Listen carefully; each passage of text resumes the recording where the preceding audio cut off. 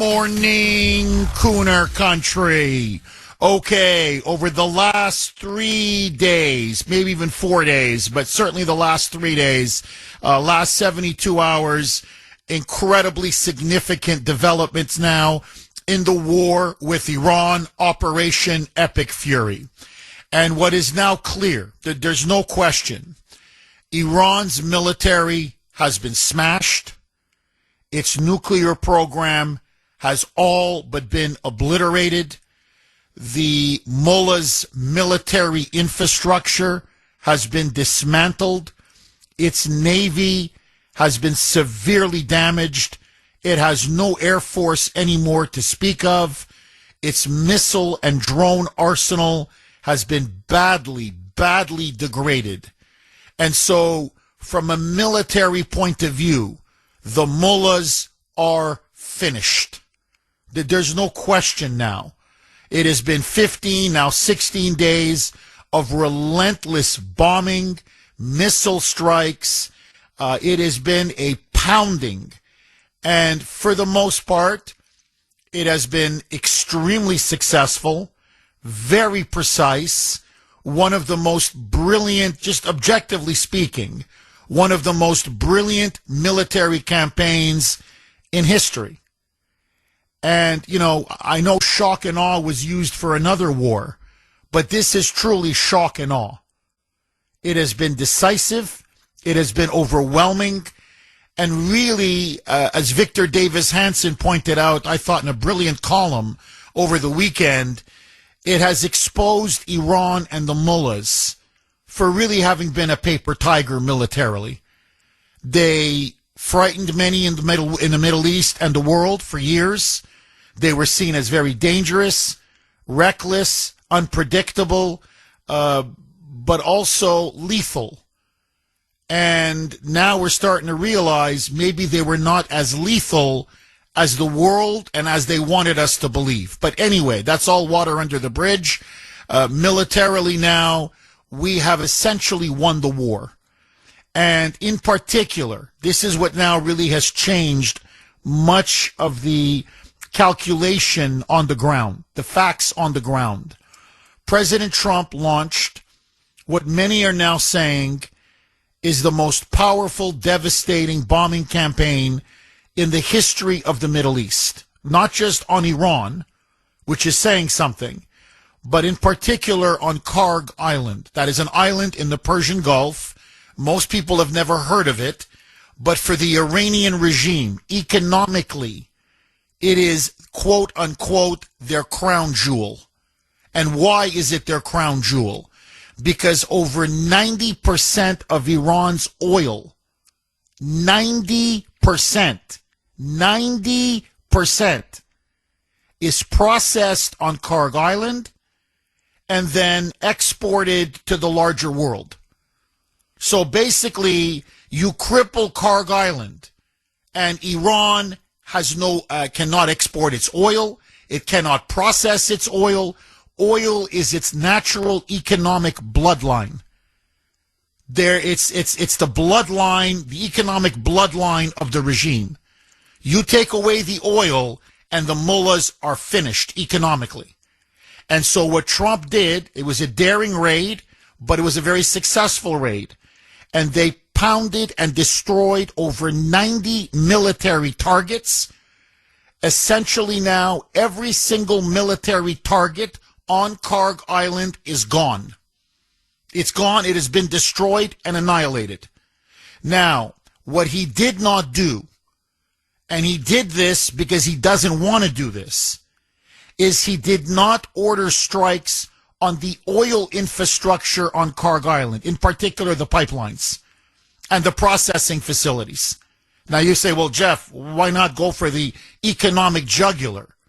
Because if Trump does that, that's semi-permanent damage to the Iranian nation, to Iran, that will haunt them for at least a decade, if more to come. In other words, once you take out their oil infrastructure on Karg Island, they can't process or sell their oil. The country will starve. We're looking at millions and millions of refugees. We're looking at a massive economic depression in Iran. We're looking at the immiseration of the Iranian people. In fact, I think even many Iranians who hate the regime would deeply loathe and hate us if we destroyed the oil infrastructure of Karg Island. Because now they can't move and sell the oil that the country depends upon for everything. And so Trump said, I spared it, and then he issued a threat to the mullahs. If you do not reopen the Strait of Hormuz, which is that vital economic choke point from which over 20% of the world's oil goes through, that is the key waterway, the most vital shipping lane in the world. The mullahs have now essentially mined it. They've dropped all kinds of sea mines. They have launched drone attacks on ships trying to get through. They still have some coastal defenses along the Strait of Hormuz, whereby they can shoot short-range missiles, taking out tankers, oil cargoes, and so that has completely blocked or mostly blocked the Strait of Hormuz. And this has led to a crisis with our allies in the Persian Gulf. The Saudis are livid. Their oil can't get out. The United Arab Emirates, ditto. Kuwait, ditto. Qatar, ditto. Bahrain, ditto. And so they are livid. Behind the scenes, they are livid with the administration for sparking the war. And so Trump is urging them to stay calm. He says, trust me on this. All will end well. Just give me a little bit more time. But he wants to reopen the Strait of Hormuz. For him, it's a number one priority. In fact, as I'm going to explain just in a couple of minutes, I believe if he can clear out the Strait of Hormuz and restore safe, free passage of oil through that key shipping lane, and we then control the Strait of Hormuz, I believe he's going to declare victory and end the war. Okay, I'll explain why. But the point is, Karg Island now is being used to leverage the Ayatollahs, saying, you don't reopen the Strait of Hormuz, I'm telling you, you're going to lose all the oil infrastructure on Karg Island. You guys will be economically crippled for at least the next 10 to 15 years. I will break the country's economic back. And so, with this now, Trump is calling for other countries. Because remember, most of the oil that flows through the Strait of Hormuz that is now being blocked, it doesn't go to us. It doesn't. It doesn't go to us. It doesn't go to Canada. It doesn't go to many of our so-called closest allies. Most of the oil goes from the Strait of Hormuz, goes to Asia and a little bit to Europe. And in fact, it goes to South Korea. It goes to Japan. And this is really hurting both the South Korean and the Japanese economies. But the number one recipient of that oil is China. 50% of that oil goes to China. And so Trump is now asking France, Great Britain, Japan, South Korea, and yes, China, to help the United States patrol the Strait of Hormuz. In other words, send their warships into the Strait of Hormuz to patrol it and escort all kinds of these oil cargoes and shipping tankers, oil tankers, shipping containers, to guarantee the free flow of oil through that vital shipping lane in the Strait of Hormuz. He's now starting to internationalize the conflict. And he's saying, all of you that depend upon this oil, you need to have a stake in this now. Because it's not benefiting us economically, it's benefiting you. And so Trump says he's putting a lot of pressure. He wants to see these countries pony up their warships, which would put even more pressure and leverage on the Iranian mullahs. Trump now is also asking for NATO, saying, I want NATO now to send in, at a minimum, warships to patrol the Strait of Hormuz, to guarantee the free flow of oil, and to stabilize global oil markets. So he's putting pressure on NATO, he's putting pressure on Japan, South Korea, and China to come in and put their naval assets in that part to get the oil going through, unhindered, unfettered. Now, if Trump pulls this off, and we shall see, I think this will be the decisive week. If he can get the Strait of Hormuz under our control, or at least international control, and take it away from the Ayatollahs, then the question we have to ask ourselves is, why should we continue to bomb and bomb and bomb and bomb? This episode is brought to you by Spreaker, the platform responsible for a rapidly spreading condition known as podcast brain. Symptoms include buying microphones you don't need, explaining RSS feeds to confused relatives, and saying things like, "Sorry, I can't talk right now, I'm editing audio." If this sounds familiar, you're probably already a podcaster. The good news is Spreaker makes the whole process simple. You record your show, upload it once, and Spreaker distributes it everywhere people listen. Apple Podcasts, Spotify, and about a dozen apps your cousin swears are the next big thing. Even better, Spreaker helps you monetize your show with ads, meaning your podcast might someday pay for, well, more microphones. Start your show today at Spreaker.com. Spreaker, because if you're going to talk to yourself for an hour, you might as well publish it. The war now enters its third week. We are now clearly at a crossroads. Trump now is going to make some very, very pivotal decisions.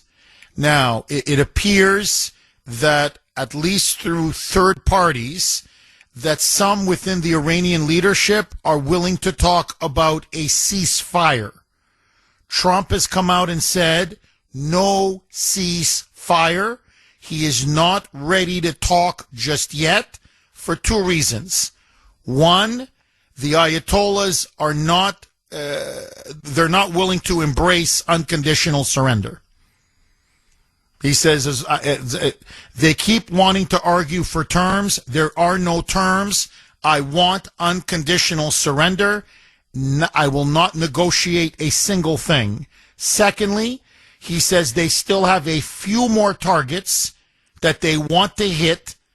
When those targets are hit, and they truly believe they have destroyed completely, annihilated completely Iran's military, navy, missile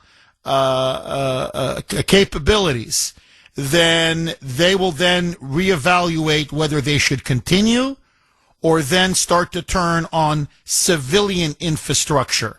As I mentioned, the oil pipelines and Karg Island, the electric grid. I mean, they could really set Iran back economically for the next 20, 30, 40 years. The expression bomb them into the Stone Age, they may just bomb them into the Stone Age. Now, this would turn the Iranian people against us because their natural resources would eventually be rendered neutral. You would see mass immiseration.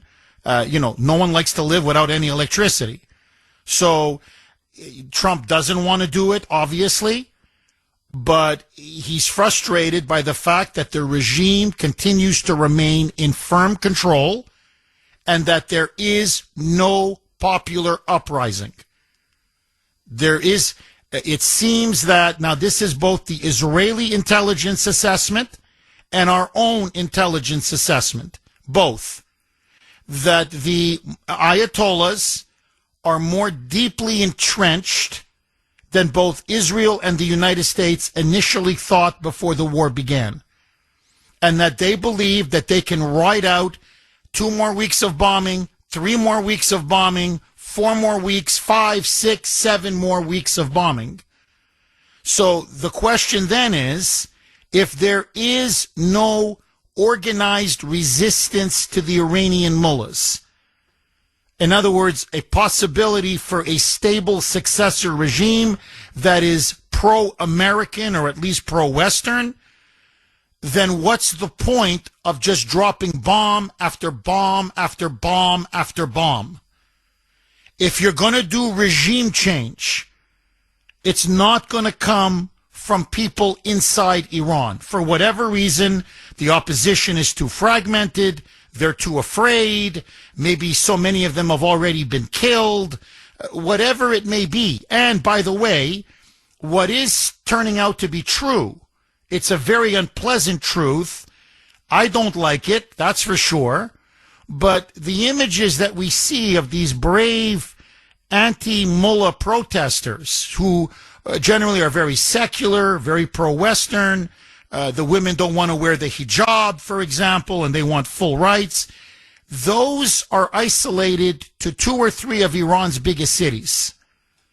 That's more in the what it remains of the middle class in Iran, the educated middle class.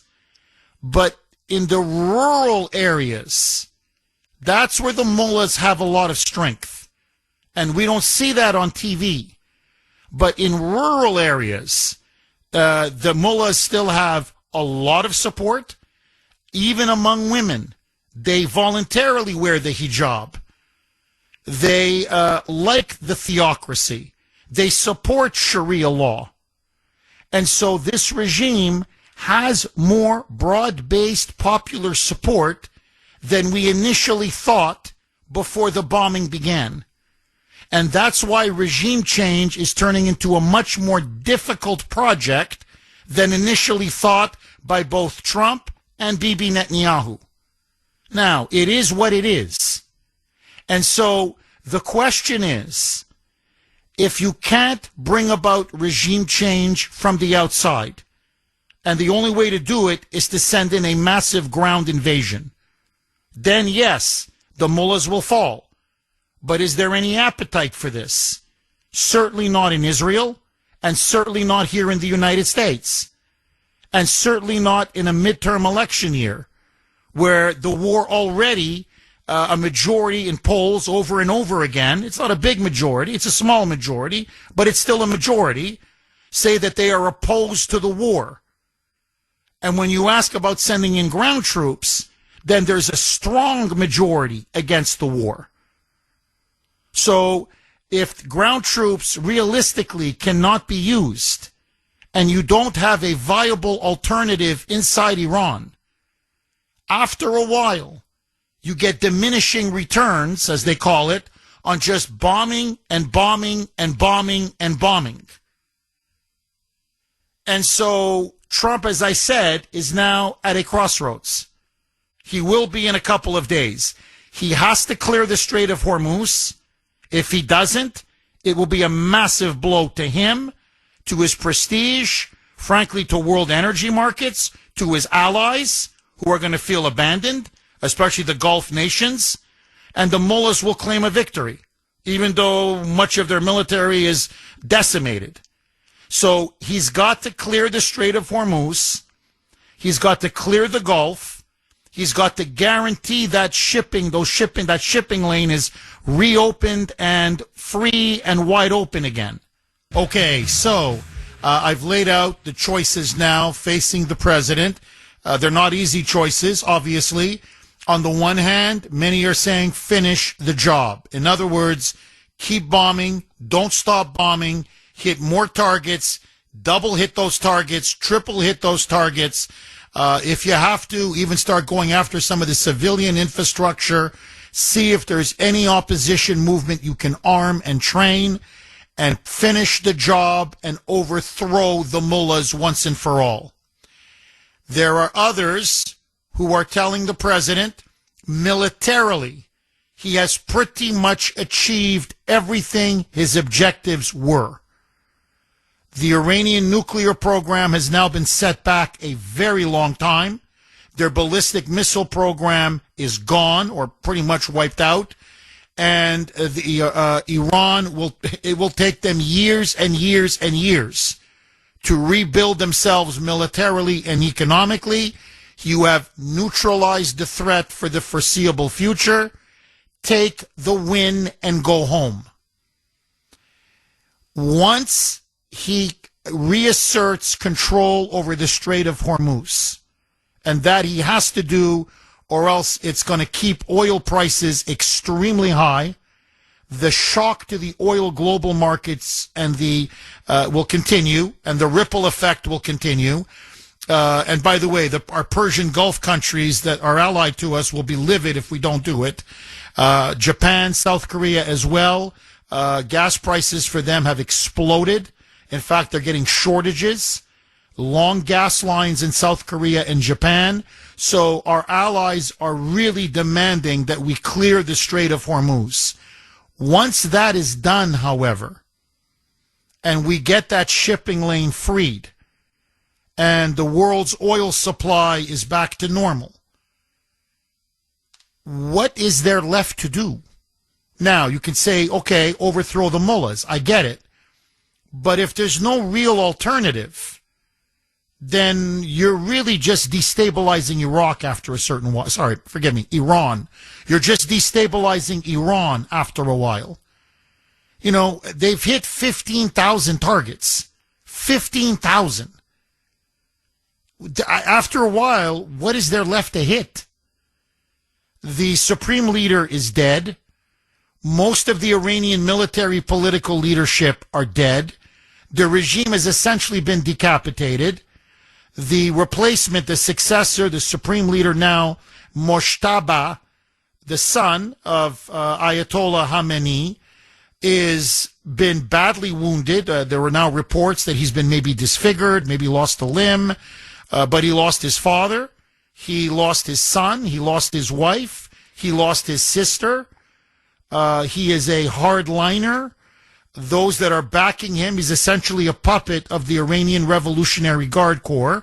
Those are the fanatics that underpin this regime.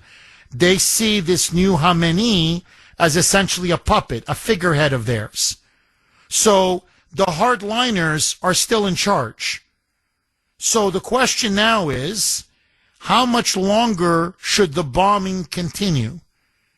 If there's no end game, and there now seems to be no end game, what's the point of just bombing and bombing and bombing and bombing? My advice to the president, take it for what it's worth.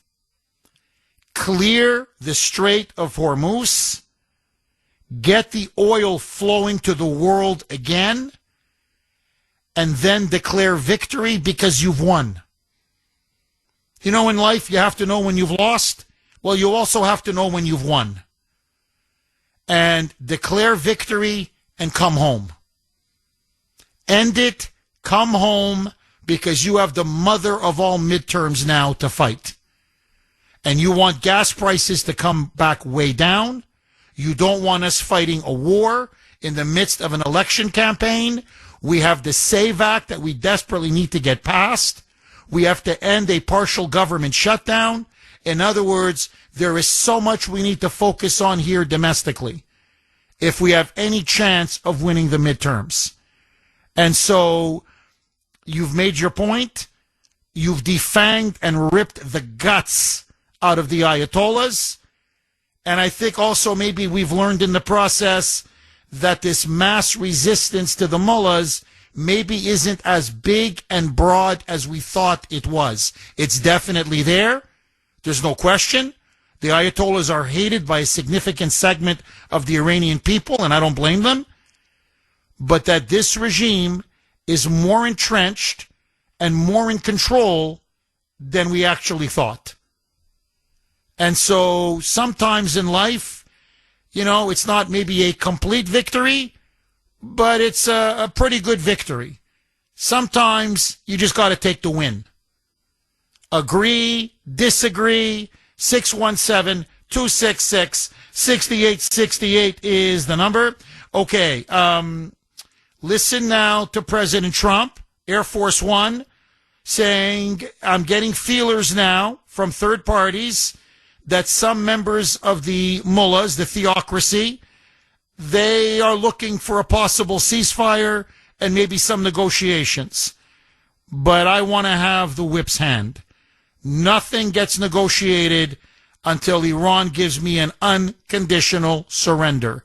And I think in particular, he wants to unblock the Strait of Hormuz and then give them no cards to play with if they do talk. But listen now to Trump. Roll cut 1C, Mike. They want to negotiate. They want to negotiate badly. I don't think they're ready. Just what I'm hearing, they want to negotiate badly, as they should. But I don't think they're ready to do what they have to do. But I think they will be ready at some point. So he's still holding out, and I think that is his strategy now, that he can bomb them into submission, and eventually they will cry uncle.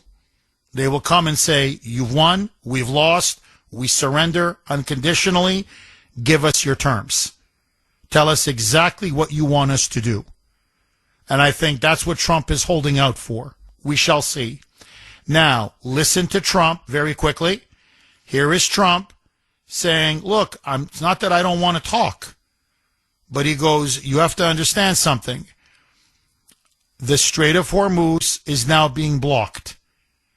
And we're continuing now to smash all of their defenses. We're now, by the way, Trump said they're going to now really target the short-range missiles that they have along the coastline, along the Strait of Hormuz, which is really targeting these oil tankers and oil cargoes and oil ships. So he says, no. We're not getting that much oil. We don't get oil from Saudi Arabia and all these other Persian Gulf countries. China does. Japan does. South Korea does. Hell, even some of the Europeans like France and Britain, Qatar provides 40% of Britain's liquefied natural gas. That heats 40% of their homes. 40% of Britain's homes are heated by Qatar liquefied natural gas. That's what's being blocked, by the way, in the Strait of Hormuz. So it set off, obviously, a panic in Britain. Because you want to heat your home, it's costing you now an arm and a leg. This episode is brought to you by Spreaker, the platform responsible for a rapidly spreading condition known as podcast brain. Symptoms include buying microphones you don't need, explaining RSS feeds to confused relatives, and saying things like, "Sorry, I can't talk right now, I'm editing audio." If this sounds familiar, you're probably already a podcaster. The good news is Spreaker makes the whole process simple. You record your show, upload it once, and Spreaker distributes it everywhere people listen. Apple Podcasts, Spotify, and about a dozen apps your cousin swears are the next big thing. Even better, Spreaker helps you monetize your show with ads, meaning your podcast might someday pay for, well, more microphones. Start your show today at Spreaker.com. Spreaker, because if you're going to talk to yourself for an hour, you might as well publish it. Okay, let me just play this cut, then I want to go right back to not right back, actually go straight to the phone lines. Open up the phone lines, 617-266-6868. Okay, listen now to Trump, President Trump. He's on Air Force One, and he says, look, sure, I wouldn't mind talking to the Ayatollahs, but he goes, look, we're killing them militarily. We've just taken out all of their military installations protecting Karg Island, which is their economic crown jewel. And now we are talking to countries from Japan to South Korea to China to France to Great Britain, saying, I want you to bring in warships to police the Straits of Hormuz. And it benefits them more than it benefits us. And so if we can pull that off, then there's so much pressure now that's going to be exerted against the Ayatollahs that eventually they will have no choice but to unconditionally surrender. So Trump now believes we're in the end game. Roll cut one, Mike. So we have a lot of things to talk about, but there's not much I can say to you about them. So one of those little problems in life. We had some very good results today, as you probably heard, in Iran. Very strong results, militarily results. We're talking to countries about policing the straits, because they are the ones, we don't get oil, very little, 1%, 2%. China, as an example, gets about 90% of its oil from the Hormuz Strait. And nice to have other countries police it with us. And we'll help. We'll work with them. So that's part of the military strategy to end the war by literally taking away any cards that the Iranian regime may play. And so they will have to come on their knees and essentially accept unconditional surrender. Now, the supreme leader has said never, never, never. They will never surrender. They will fight if it takes another month, 2 months, 6 months, a year, 2 years. In other words, they are willing to allow their people to be killed, if necessary, by the millions, but that they will never surrender to, quote unquote, the great Satan. So the question is, if you're President Trump, what do you do? You have several choices in front of you. What do you do? Do you go in to finish off the Ayatollahs and go for regime change? Do you clear the Strait of Hormuz and essentially now cripple Iran and its ability to threaten or use any leverage against people around them, and have now smashed them militarily and declare victory? What do you do? What do you do? How does this end? How should this end? 617-266-6868 is the number. And let me ask another question, because I've been noticing in the text messages and the emails that the Kuhner man is getting that it's still majority support in Kuhner country for the war in Iran, no question. But I am noticing now more doubt among some, more skepticism among some. And so I want to ask all of you, with 13 U.S. dead, over 140 wounded, some of them seriously, with oil prices now going way up, one of the biggest surges in oil prices in this short time period in history, with now other petroleum-based products like fertilizer going up as well. So these price shocks, the effect it's going to have on inflation, on the economy, on growth, with the midterms coming up, do you feel now differently about the war than you did, say, 2 weeks ago? I'm just curious.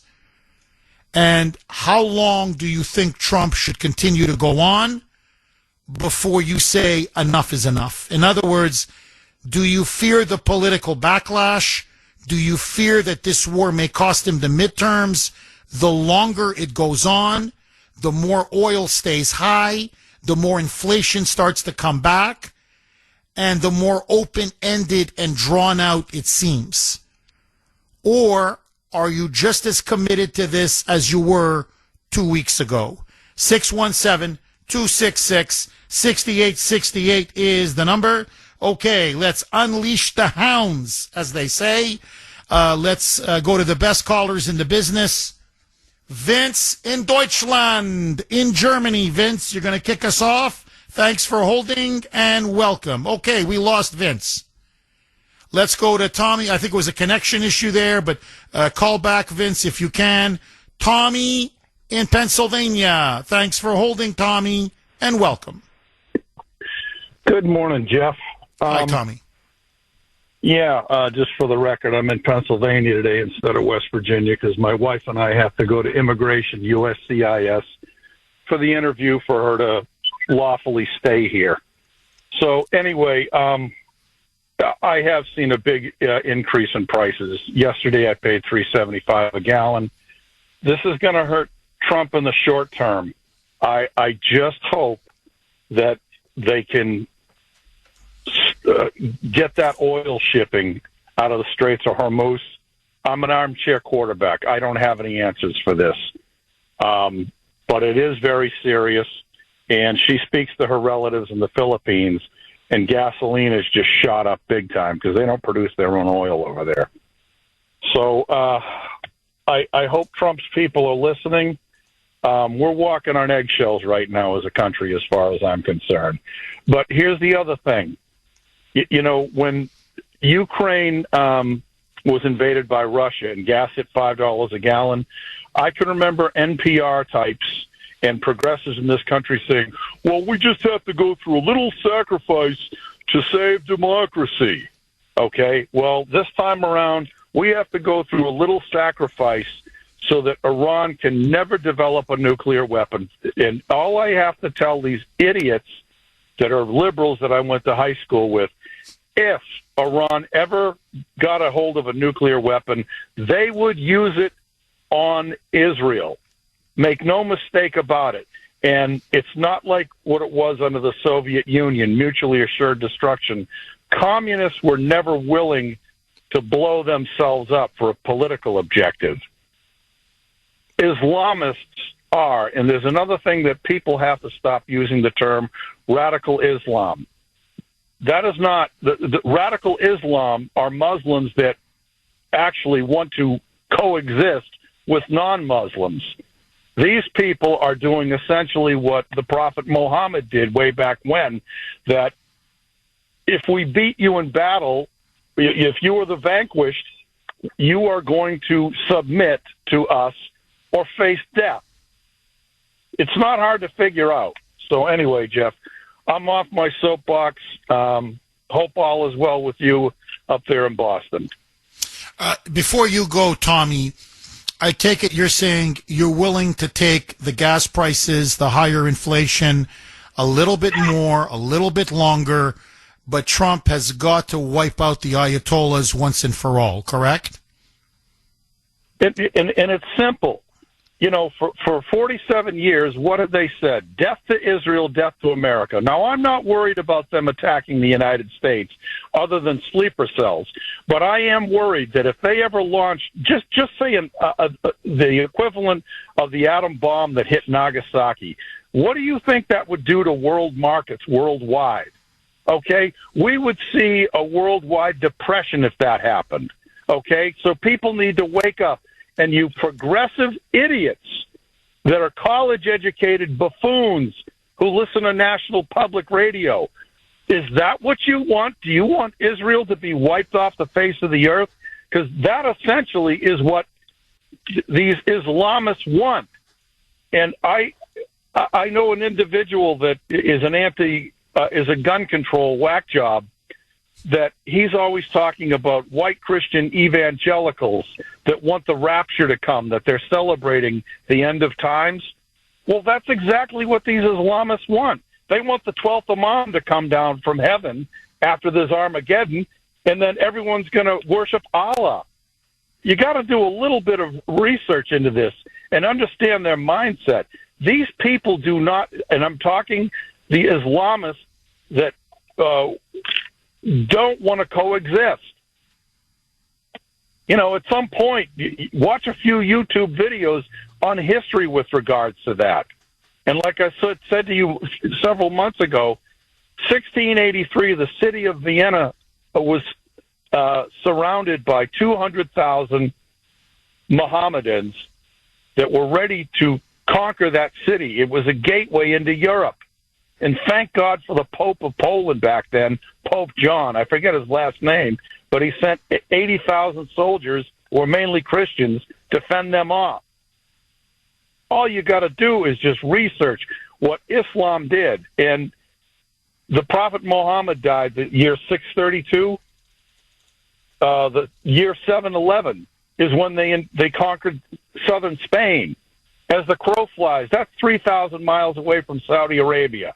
How the hell do you think Islam spread? Like Jehovah Witnesses? Would you like a watchtower? No, it's spread by the sword.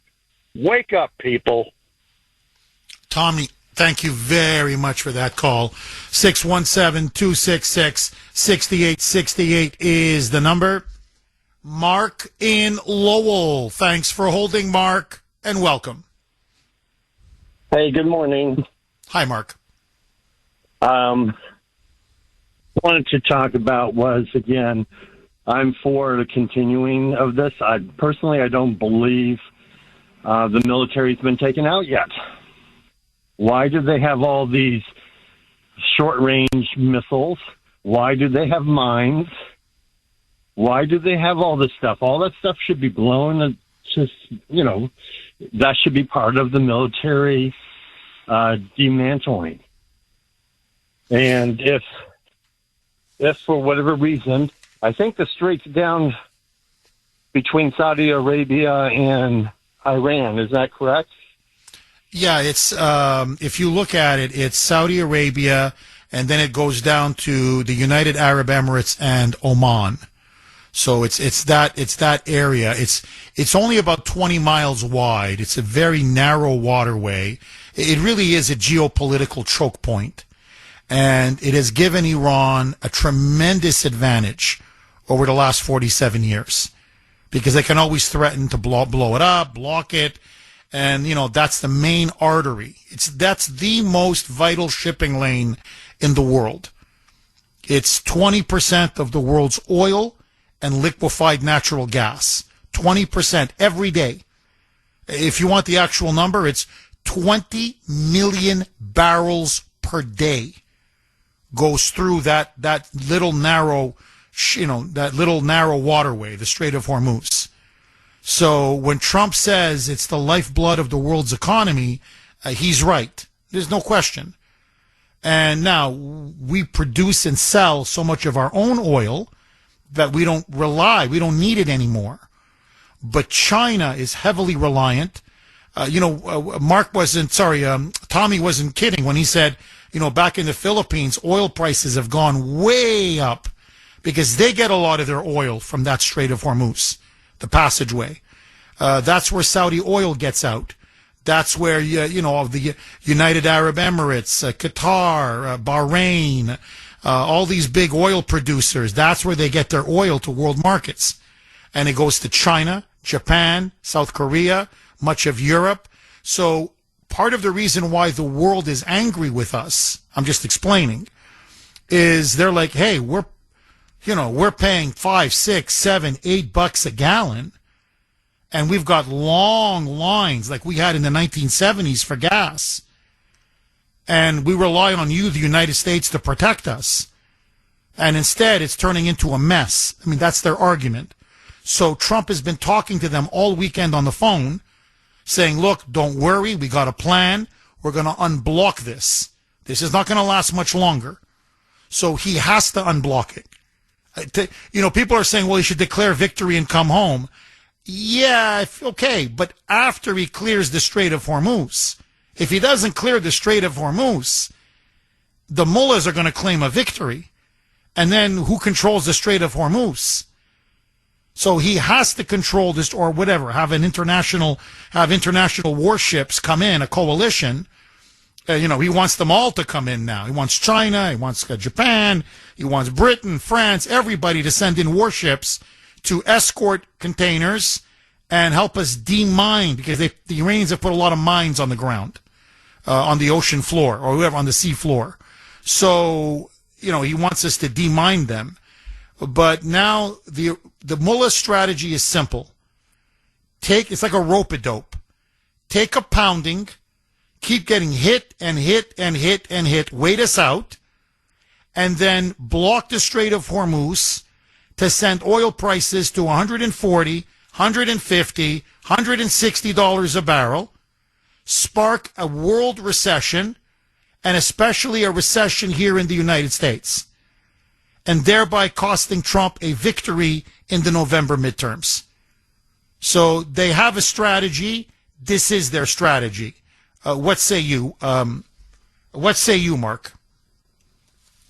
I say is Iran has the ultimate playbook that they passed on to Hamas, and Hamas used hostages. This is a hostage situation in a different form. And Trump is 100% right. These individuals have no interest in saying that they've been defeated by us, what are we called by them? Infidels. And they don't want to say that out loud, and they won't say it out loud. They rather kill all their people than say it out loud. What's going on here is, why are these people still in power? That means there's a military still in power of some sort. It also says that our friends, the Chinese, should be there almost 100% because 90% of their oil is coming from there. They shouldn't be sitting back watching this happen. So I know what they're doing, too. They're trying to play with Iran for the same playbook. Maybe Trump will take a defeat, and then we have free reign again at the end of 26. That's the way I look at this whole thing. And I'm sorry I sound like a warmonger, but I personally believe Iranians that live in the Strait area should move out right now, and the whole area should get bombed, because I got a funny feeling those nice Iranian leaders have put all these short-range missiles and drones in people's homes. And they're using the people, schools, hospitals. Human shields. There's no question. Yeah, they are using human shields. What Hamas has done, they're doing in Iran now. They want to get the civilian casualty death toll as high as possible, and then to have CNN and others come in and say, look at the civilians that are being killed. And that will drum up international outrage and international opinion against Trump, against us, and against Israel. So this is what to me is, again, disgusting and shocking about the mullahs, is how they're willing to sacrifice their own people over and over and over and over again. It's a barbaric medieval regime. There's no question. And they've shown themselves again to be just utterly primitive and utterly evil. Now, just so that you know, I'm going to play a cut now by Trump. But, when Trump says militarily the mullahs are finished, what he means is their ballistic missile arsenal has been shattered. Their nuclear program was pretty much gone. It's been obliterated. They're running out of ballistic missiles. They're just running out of them. 90 Navy vessels have been destroyed, sunk to the bottom, or badly destroyed, or badly damaged. They have no air force. None. They don't have a single plane left. So what I'm saying is, big picture, macro, Iran, as a military power, Iran is now finished. They still have some short-range ballistic missiles. That's what you see on the coastline along the Strait of Hormuz. And these little ships and little boats where you can just drop mines. They just lay mines. And they do that on the Strait of Hormuz. Now, believe it or not, that is so freaking primitive in terms of technology. It's almost, I don't want to overdo it, but it's almost like a rowboat with mines, and you just drop them. A mine itself is very primitive compared to what we have now, and these small ships and boats. So it's almost like, well, what do you do? It's like we got missiles, every one costs us $10 million. You know what I mean? It's like we got these big, powerful missiles, and these guys are using these little primitive boats and mines. So now we're starting to shoot their small ships and boats out of the water. Their mine layers out of the water. We're now going to target these ballistic, small, short-range ballistic missiles. The next 2-3 days, they're going to carpet bomb the coastal defenses of the Strait of Hormuz. And Trump now wants as many warships as possible from as many countries as possible to escort all of these tankers. If he can pull it off, and I think the military part is going to be easy, it's getting the others to contribute their warships, then the message is the Strait of Hormuz is back, it's free, it's safe, it's open, and I don't think the mullahs have anything left except sleeper cells. But after that, the war militarily is going to be over. So the question is, what should Trump do then? That's going to be the big question. Mark, thank you very much for that call. Okay, listen now to President Trump again on Air Force One, saying as far as the president is concerned, Militarily, he believes this war, it's all but over. Not quite. Not quite. We got the Strait of Hormuz. But outside of that, he thinks Iran militarily is not just on the ropes, it's now flat on its back. Roll cut 1A, Mike. Militarily, as far as I'm concerned, we've essentially defeated Iran. I guess they can have a little bit of fight back, but not much. Not much. We've taken out their air forces, we've taken out their air defense. There's no air defense whatsoever. We've taken out their leadership times 2 or 3, might be 3. Find that soon.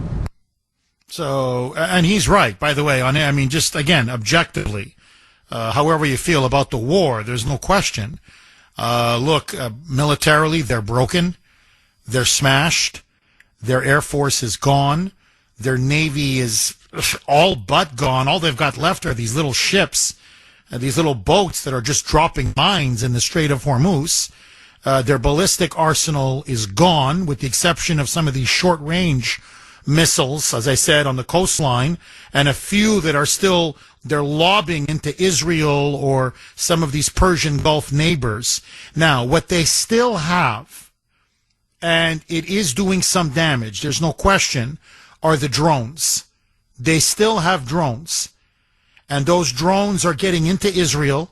They're getting into, as I mentioned, Bahrain. There was a vicious attack on Bahrain, on Dubai, on some of these Gulf neighbors. And they're targeting, by the way, not just civilians, slaughtering them, but also their oil refineries. So, for example, the United Arab Emirates has for now just shut down all of its oil production because their refineries are growing up in smoke. Their ships can't get past the Strait of Hormuz. And so they go, look, there's no point. We're just going to shut everything down. So that's why gas prices are exploding across the globe. That's why the oil markets are in a shock, a huge price increase. So that's the game the Iranians are playing. So as Trump said, they still have some fight and they can still do some damage. But this is let's put it this way. The Iranian regime is badly wounded. It is a wounded animal, a very wounded animal. And Trump believes another 3-4 days, and at least from a military point of view, they're dead. But what do you do with an enemy that, even though militarily has been smashed, refuses to surrender? Look at Japan in World War II. That's the classic case. Militarily, we had overwhelmed them. And they were losing battle after battle. All of their military production had been bombed and destroyed. They were losing soldiers after soldiers after soldiers. And yet they just kept refusing to surrender. And that's when Truman said, we're going to drop the nuclear bomb. And they dropped one. And they still refused to surrender. And then they dropped a second one. And they still refused to surrender. I'm talking about the military leadership. It was only after the emperor himself intervened and said, look, what are you guys, insane? You want to nuke the whole damn island? Like you want the whole island to be nuked? And that's when he said, no, I am ordering a surrender. And then you saw this mass phenomenon, even after that mass, that surrender, of all of these Japanese soldiers literally committing suicide, hirikiri. They would sit down with a sword, traditional samurai style, and disembowel themselves. So my point being, you look at Japan, now we're not willing to drop a bomb. So what I'm saying is, there is a certain point where you've militarily defeated an enemy. They have nothing left. And you're just bombing and bombing and bombing and bombing and bombing. And they don't care how many civilians die, because they just don't care. They're rabid fanatics. And the question is then, what do you do? What can you do? Because to me, the most disappointing part of the war so far has been the inability of the Iranian resistance movement to organize and either unleash an uprising on the streets, or at least put together some kind of a successor government or a shadow government ready to replace the Ayatollahs. So far, there is no successor regime. There is no alternative waiting to replace the mullahs. And that's the bind politically that Trump is in. Not militarily, but politically. What comes after the bombing? And that's the key question. 617-266-6868 is the number. How much time left, Mike? Okay, I was going to go to Ken in Georgia, but it's okay. So let me quick reset. The president now has, they have destroyed all of the military installations on Karg Island. This episode is brought to you by Spreaker, the platform responsible for a rapidly spreading condition known as podcast brain. Symptoms include buying microphones you don't need, explaining RSS feeds to confused relatives, and saying things like, "Sorry, I can't talk right now, I'm editing audio." If this sounds familiar, you're probably already a podcaster. The good news is Spreaker makes the whole process simple. You record your show, upload it once, and Spreaker distributes it everywhere people listen. Apple Podcasts, Spotify, and about a dozen apps your cousin swears are the next big thing. Even better, Spreaker helps you monetize your show with ads, meaning your podcast might someday pay for, well, more microphones. Start your show today at Spreaker.com. Spreaker, because if you're going to talk to yourself for an hour, you might as well publish it. Ken in Georgia. Thanks for holding, Ken, and welcome. Hello, Jeff. How are you? I'm good. How are you, Ken? Good. Yeah, I'm in still support for this action. I see the long picture of this, that once we kind of taken Iran out, hopefully... Ken? Ken, we lost you, Ken. Let's see if we can try to reestablish connection with Ken. He says he still supports the war. I think, I don't want to put words in his mouth, but I think what I heard, we got him back. Ken, are you there? Hello? Yes. Okay. We got you back. So you still support the war, and then we kind of lost you. So go ahead, Ken. Yeah. And I think, the next step in this phase is the Marines that are coming are going to take over that island that support, that produce 90% of their oil. Yeah, Karg Island. Open up the strait. Yes, they'll open up the straits there. Well, it'll secure the island. And since the military isn't as strong, I think that'll be kind of I don't want to say easy, but easier than if we did it about a week or so ago. So I think we'll control that island, open up the straits, and then I think that'll be the end of it, because China's going to want to have the regime to surrender, because they're going to need the oil that's coming out of there. So they'll just call Iran up and say, just stop. Just end this now. They'll do something. I think that'll force China to make the mullahs just end the war. Well, you also have more warships. The United States is sending more Marines. You were mentioning Marines, so more Marines, and they're sending many more warships into the area. So what Trump is signaling to the mullahs is, we're going to do everything in our power to secure the Strait of Hormuz and to make sure that the world's oil supply goes nice and smooth and free, unblocked, unfettered, right through that Persian Gulf. So we're sending in a lot more warships. Now, the other thing is he's asking NATO to get involved. Now, why is NATO getting involved, or why does he want NATO?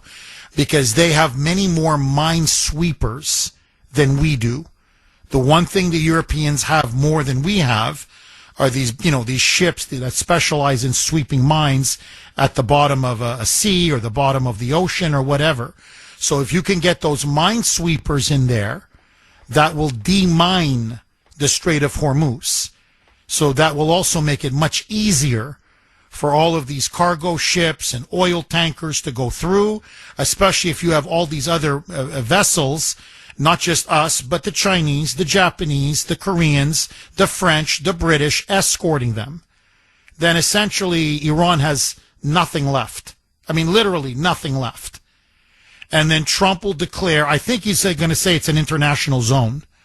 I think Trump is going to say, I don't want to, I'm not claiming I have any extra special knowledge. I'm just saying it makes sense to me that the world would say, we're never going to let the Tehran or the Iranians ever be able to blackmail us or hold the world's economy hostage through that choke point in the Strait of Hormuz.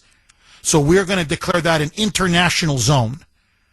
And so other countries, the Saudis and others, they can send in their ships and protect it. Well, other countries will have warships, so there'll be constant escorts, so the Iranians can never threaten the world's oil and gas supply again. And I think that's the final checkmate.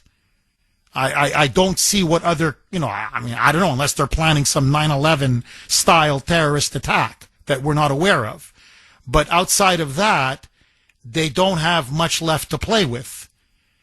So the question then is, the regime, though, still stands. That's the question Trump is going to have to deal with. What do you do then?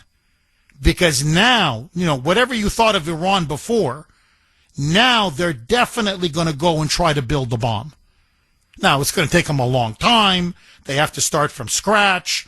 Much of their country is under rubble. So this is not going to be overnight.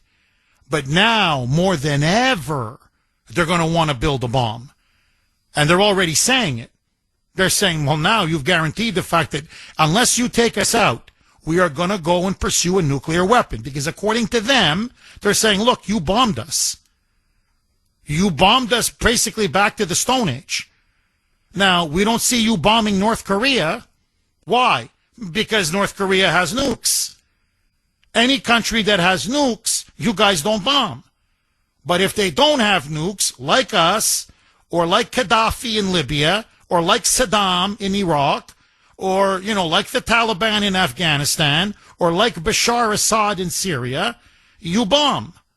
So their argument is, and they've already made it, if you thought we wanted a nuclear program before, you ain't seen nothing yet. And my fear is, and this is why I don't like the long-term consequences of this. I hate the mullahs. I understand militarily we're going to win.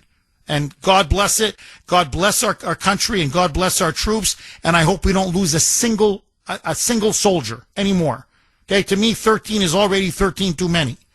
I don't want to see any soldiers die. But now the fear is, have we unlocked the nuclear proliferation genie? Because now other countries are going to say, we better get nukes. Because if we don't get nukes, we could get bombed.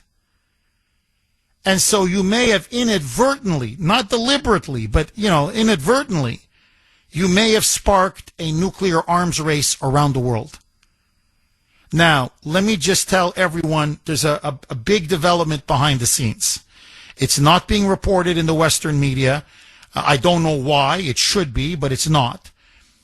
Pakistan, which is a Muslim country, the notion that Islam doesn't have the bomb, that's a lie.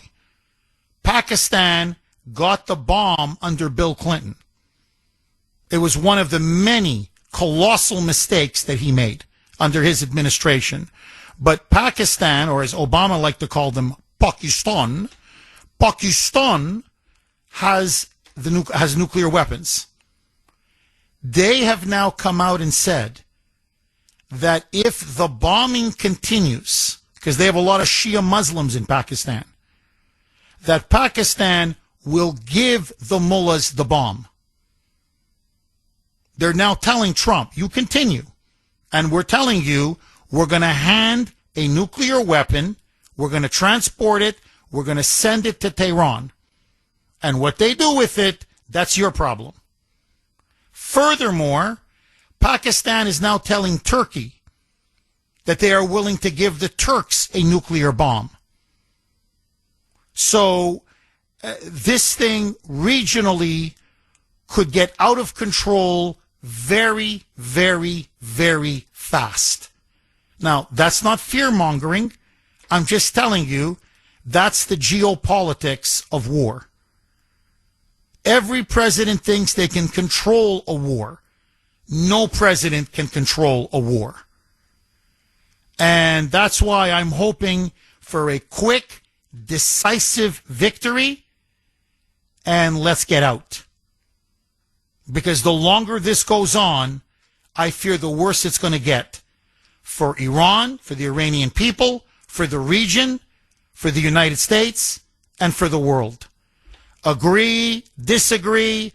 Let me ask you. It's the Kuhner Country poll question of the day, sponsored by Mario's. Mario's quality roofing, siding, and windows. Was the attack on Iran worth it?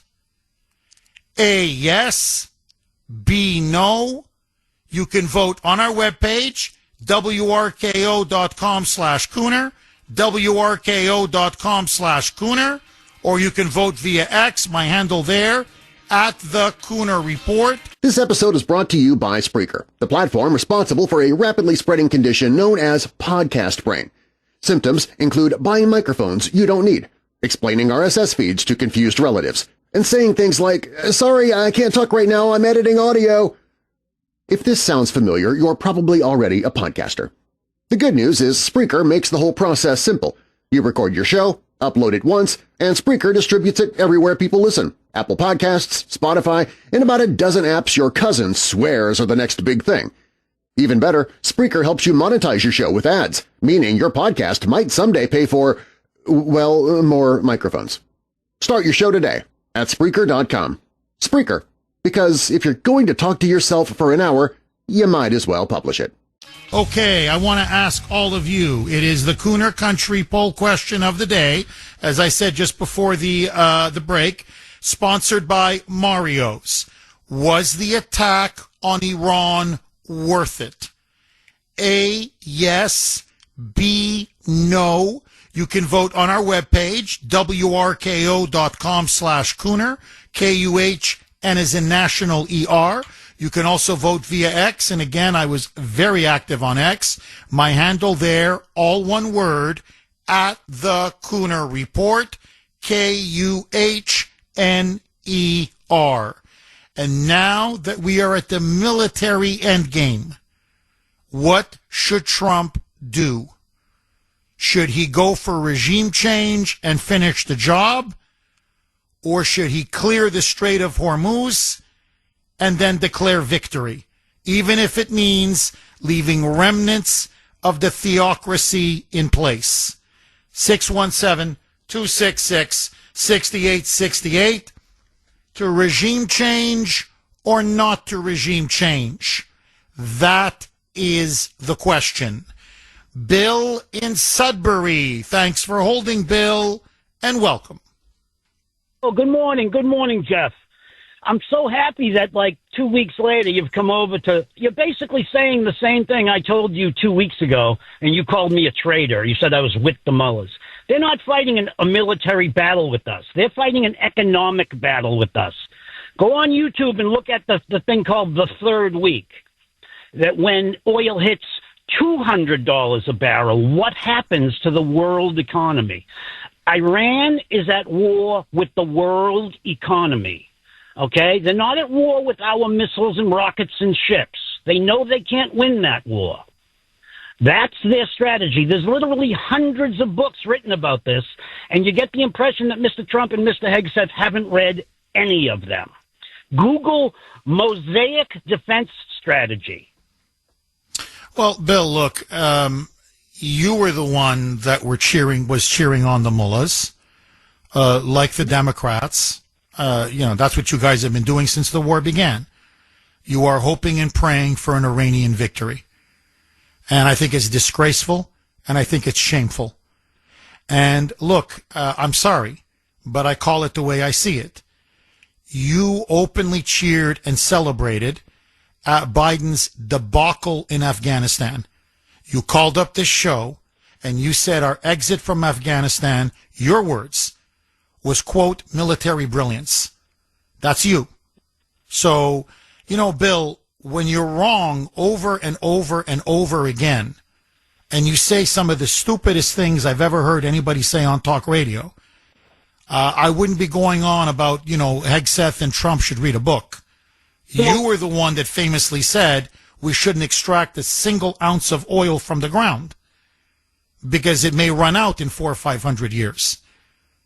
People thought that, really, people thought, is this guy, Jeff, is this a gag? I go, no, he believes this. So, Bill, you call me a Nazi. You call every person that listens to this show Nazis, white supremacists. You've called for me to be murdered. You've called for other people, everyone else who listens to the show, to be murdered. And then you call up and say, I was right, you were wrong. And what were you right about? The Iranians now are on the verge of suffering a military defeat, the likes of which Iranian Persia, has not suffered in over 2,500 years.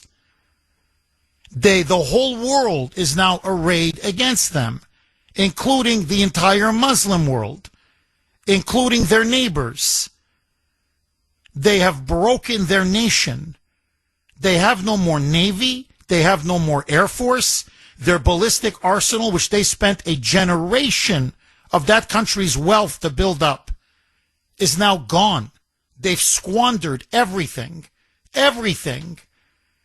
And now they're literally on the brink of losing their entire oil infrastructure, their pipelines, their processing abilities that would set this country back 10, 15, 20 years with no oil. It would economically cripple and immiserate the people of Iran. And you're telling me that these people are waging some kind of a brilliant, rational strategy?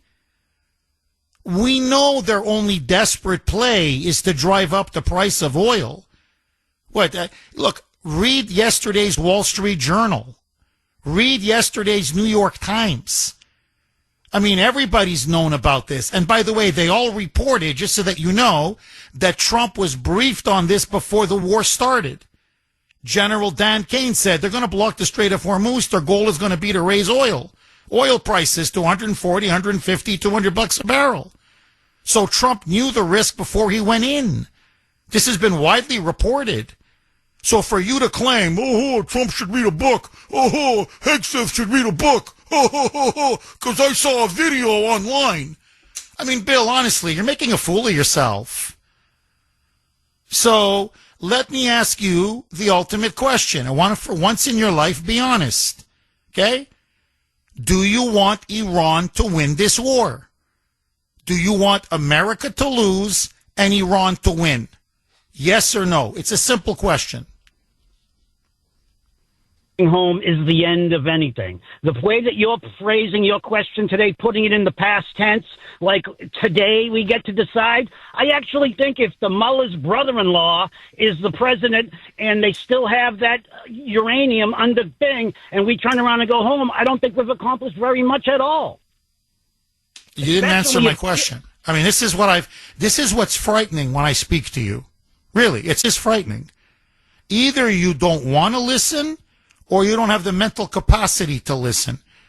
I didn't talk to you about the mullah's brother-in-law and the uranium that's under the ground and on and on and on. Look, Bill, please, with all due respect, okay? You were the one that called Afghanistan a brilliant military operation, that massive dishonorable withdrawal, which even almost every Democrat now says was a disaster and cost Biden most likely his presidency. So I don't know where you're coming from, to be honest. Okay? But my point is a different one. Do you want Iran to win the war? Are you siding with Iran over the United States? Who would you rather win this war? Iran or America? Give me your answer. Do not want Iran to win the war. I also do not think that sizing up your enemy with a clear eye is treason. Okay? I don't think the president should be out there saying it's almost over and we're just getting started in the same sentence. Okay? I don't think that leaving them with, they've transferred power and they still have their uranium. So tell me, what is the big victory besides destroying the world oil market, which is going to hit us at the gas pump, and we're not going to like it very much. Well, look, number one, Biden destroyed us at the gas pump. And you said there was no inflation. And then you said it was temporary. And then you told us, no, it's all in our heads. So don't tell me now you care about prices at the pump. You were the one that guaranteed a Biden victory. Then you guaranteed a Kamala victory. Because according to you, I'm just paraphrasing everything you've told us over the years. According to you, you said that January 6th was worse than 9/11, worse than World War II, worse even than the Civil War. And that January 6th would 100% guarantee the Democrats winning in November. So you make these outlandish predictions. You say the craziest things imaginable. And then you call up this station. I'm being honest with you. And then you say, well, Trump hasn't thought this thing through.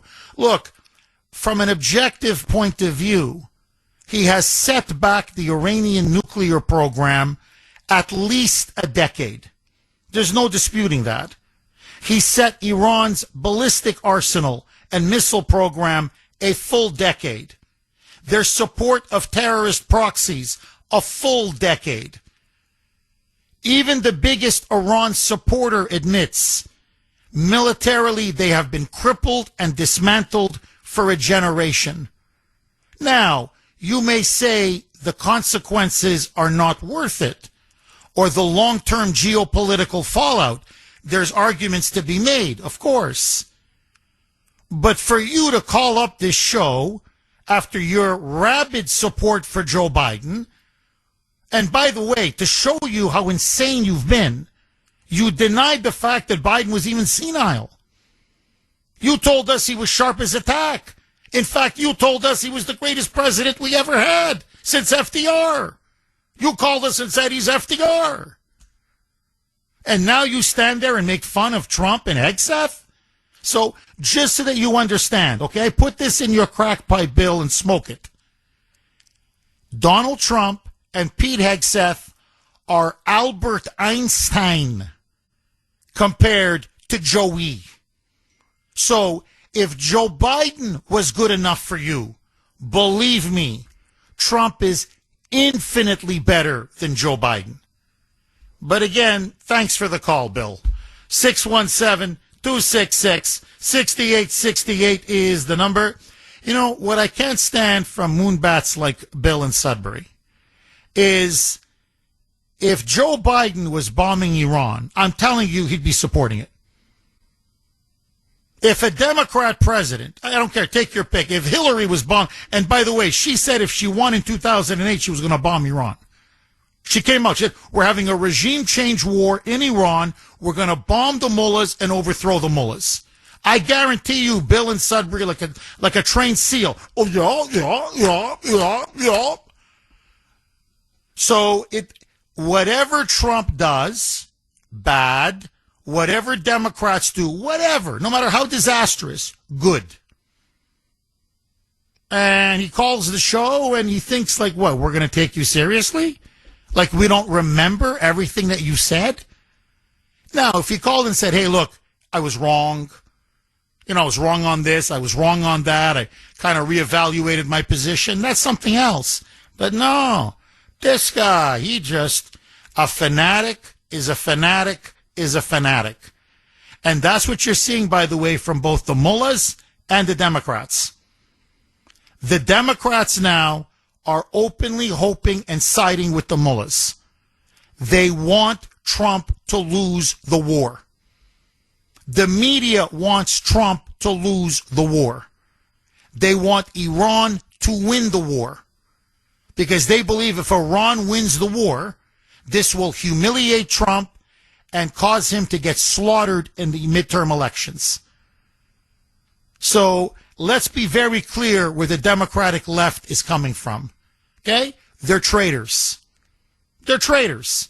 This is not a principled anti-war movement. They're openly siding for the enemy to win. And in my book, that's treason. 617-266-6868. Russ in Boston. Thanks for holding, Russ, and welcome. Well, Jeff, this is the first time I've followed the poster boy for liberalism as a mental disorder. Okay? Well, Russ, think Jeff, about it. From this point on, my friend, no matter what you say, you're going to sound like an absolute genius. Oh, dear God, please, okay? Jeff, let me tell you what I want to see, and I'm going to call it Operation Free My Countrymen. We need to train Iranians in this country, Europe, and other countries. Within 8 to 12 weeks, we can train infantrymen.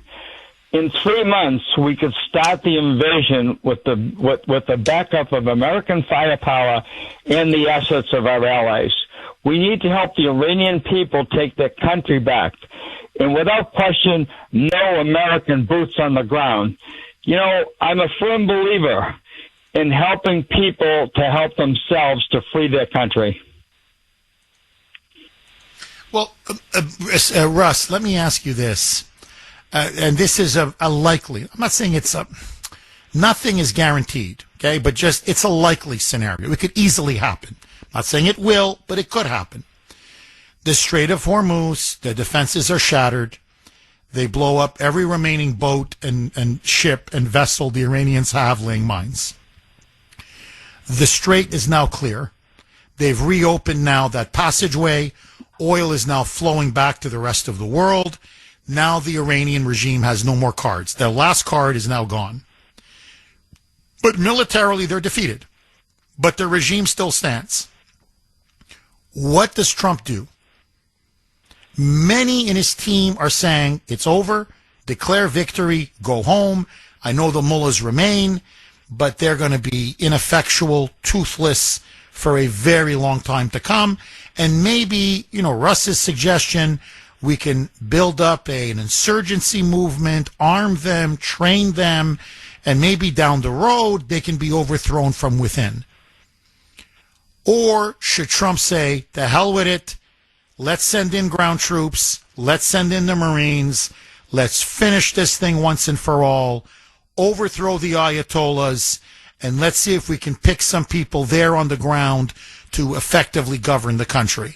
Should he go for the economic, political jugular and, bring in regime change by the United States, or should he declare victory and essentially go home? First of all, Jeff, if I'm understanding you correctly, that choice would require American boots on the ground. Am I correct in what you're saying? You mean about regime change? Yes. Yeah, that would require boots on the ground. All right. Absolutely not, Jeff. And let me tell you this, okay? And I've never said this over the air before, but I'm going to say it now. You want to know what the biggest mistake we made in Vietnam? We didn't win the hearts and minds of the Vietnamese people to fight and kill the communists. Now, let me tell you what we should have done in Vietnam. First of all, Lyndon Johnson was a complete jerk. There's no question about it. One of the worst commanders-in-chief we've had in my lifetime, okay? So anyways, what we should have done, as soon as there was the Tonkin Gulf resolution, all right, we should have, number one, flattened Hanoi. We should have bombed all their port facilities, and we should have mined all their harbors.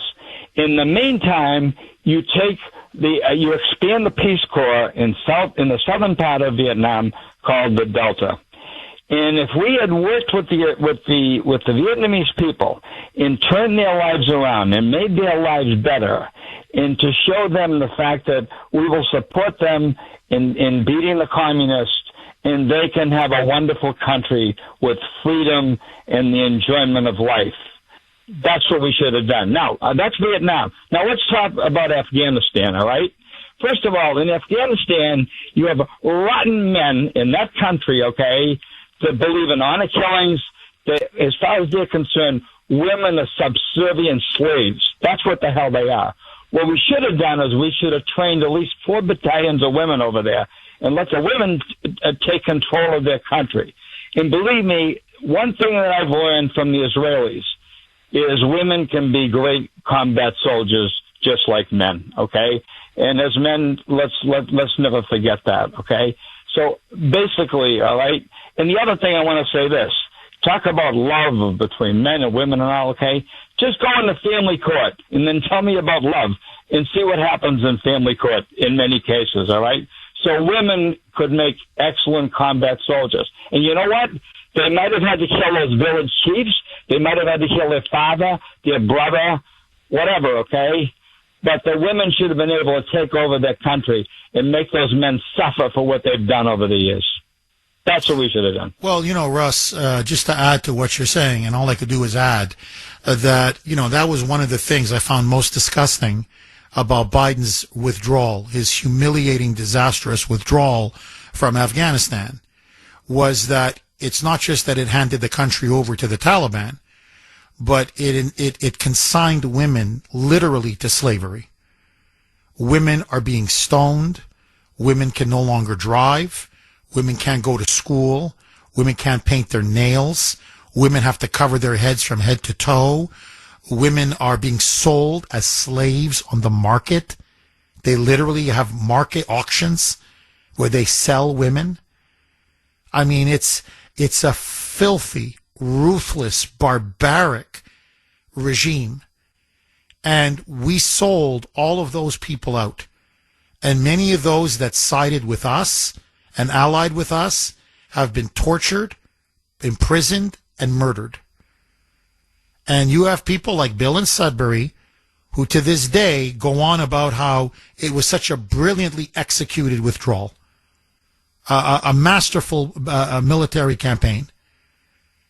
Never mind how many Americans were killed, never mind what happened at Abbey Gate, those 13 Marines. And as long as I live, Russ, I got to tell you, and I don't want to get too off track because I want to stick to Iran, but I'll never forget the images of people on those cargo planes in Afghanistan, those last flights, where they were hanging from the wheels of the plane, the tires of the plane, and the plane is in the air. And it's 300, 400, 500, 600, 1,000 feet, 1,500 feet. And they just fall from the sky to their death because they so feared what was going to come next after we left. And that people like Bill and Sudbury and so many liberals, including, by the way, the media, which cheerleaded it the whole time. Bravo! Bravo! Clapping, bravo, Biden, the statesman, the leader, okay? And Mark Milley, who to me will go down in eternal shame for being the man who commanded and oversaw this disgraceful, treasonous exit out of Afghanistan. And so the one thing that I hope Trump does, whatever you think about this war, is if you're going to go in, go in. And if you're not going to go in, don't go in. 617-266-6868 is the number. Okay, I was cut off at the end as I was trying to make my main point. But anyway, here it is. Let me just repeat it. Look, I don't want to see a repeat of Afghanistan where we betray people who are depending upon the good name and honor of the United States. And so he's got to clear the Strait of Hormuz. There's no question. You cannot allow the Iranians to block it and to hold the entire world hostage. So, please understand that. So it may take another couple days, however long it takes. But once that goal or objective is accomplished, either Trump declares victory, because militarily we've won. I mean, there's no way to spin it that this was in any way a defeat for the United States. Militarily, Iran has been shattered. Its nuclear program shattered. Its reputation and influence shattered. And the mullahs will have been dealt a huge, devastating blow from which potentially down the road, once the Iranian people can get their act together, they may never recover from. So either you declare victory and come home, in other words, end the war, prices will then come down, oil will come down, inflation will come down, and Trump can focus on very important domestic issues like the SAVE Act, for example, and obviously get geared up for the midterms, or finish the job. Go all in. I mean, then just, go all in and topple the regime. I don't recommend it. I don't think there's appetite in this country for ground troops and the ground invasion. I think it would be a huge mistake politically. And I don't even know if there is a viable alternative. I know people keep mentioning the Crown Prince, but I think what Americans need to realize is in Iran, he is not that popular.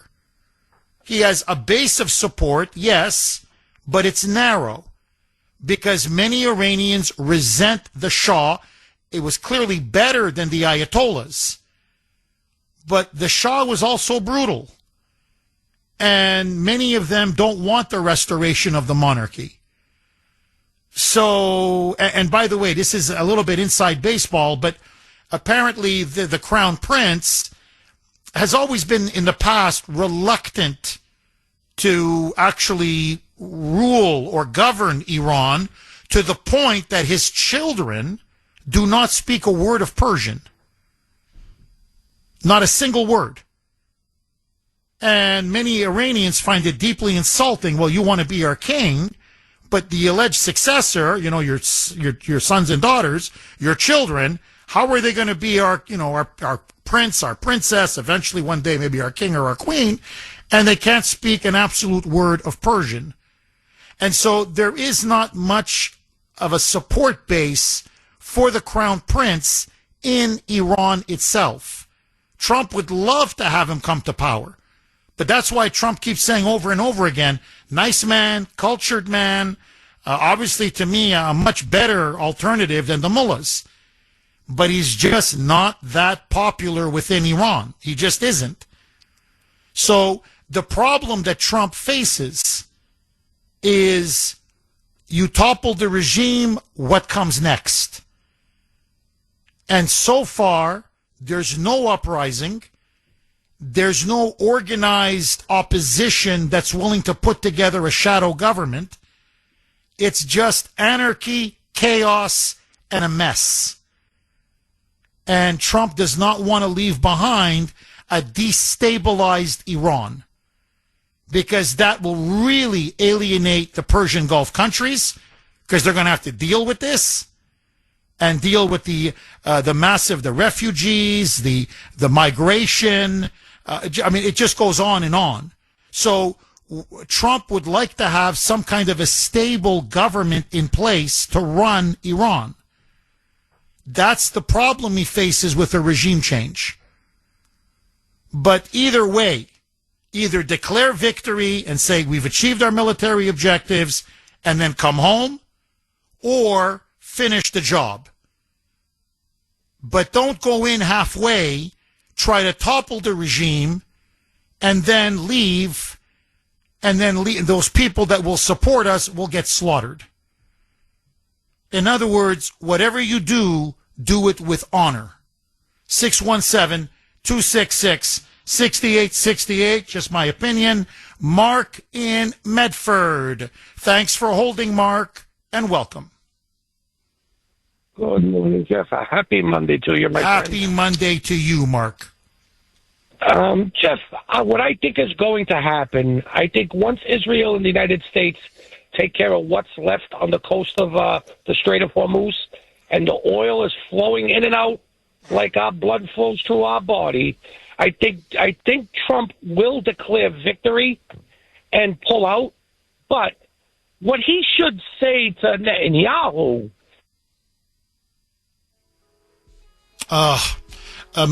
Mark, can you do me a favor? Hang on, we're up against a hard break. This episode is brought to you by Spreaker, the platform responsible for a rapidly spreading condition known as podcast brain. Symptoms include buying microphones you don't need, explaining RSS feeds to confused relatives, and saying things like, "Sorry, I can't talk right now, I'm editing audio." If this sounds familiar, you're probably already a podcaster. The good news is Spreaker makes the whole process simple. You record your show, upload it once, and Spreaker distributes it everywhere people listen. Apple Podcasts, Spotify, and about a dozen apps your cousin swears are the next big thing. Even better, Spreaker helps you monetize your show with ads, meaning your podcast might someday pay for, well, more microphones. Start your show today at Spreaker.com. Spreaker, because if you're going to talk to yourself for an hour, you might as well publish it. Clearly, the military operation has been a spectacular success. Iran militarily has now been broken. There's still some resistance left, but now the flashpoint of this entire war hinges on the Strait of Hormuz. They have mined it. They have blocked it. The Iranian mullahs have. And that has clogged up the most vital shipping lane in the world. It has sent oil prices around the world through the roof, including here in the United States. They are trying to blackmail the West and especially America economically. Trump now says he will clear the Strait of Hormuz, whatever it takes. And then what should Trump do? That is now the question. This will be the pivotal week of the war. Once the Strait of Hormuz is cleared, will he leave? Should he leave the Iranian mullah intact, the mullah regime? Not because he wants to, but because so far there has been no popular uprising. No successor government has emerged that can provide stability to the country. Or should Trump go in, send in ground troops, and topple the regime and end it once and for all? In other words, finish the job. Where do you stand? 617-266-6868. And the poll question of the day. We're now the third week into the war. Do you believe the war has been worth it? Let's go back to Mark in Medford. Mark, you were making, I think, a very interesting point that Trump, once the Strait of Hormuz is taken care of, and all the oil tankers and oil cargo and oil flow can go through that part of the world and get to the world markets, Trump should then declare victory and come home. But Israel will still be involved. It's a joint operation.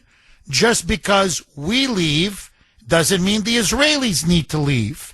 Please pick up where you left off, Mark. Jeff, I got to tell you, great minds think alike, my friend, are on the same wavelength. He should sit down with Bibi and say, listen, this is what we can do here. I know that you want regime change. I know that you're not done. But what we've done to this country, as far as decimation goes, as far as any way to fight back, there's no reason why, Bibi, that Israel can't finish the job on their own. Now, with that being said, Jeff, I also believe that Trump and Netanyahu should reach out to the Iranian people that are serious about regime change and that supported this from day one and say, listen, we busted in the doors. We knocked down the walls for you. Now it's up to you to take the ball and run with it. What say you, Jeff? Well, I love it, Mark. Look, I got to say, I've been saying this now from the beginning of the war. I think Trump's messaging, I've been saying this really from the first day. I don't think he's made a concerted effort to convince the American people. I don't know why.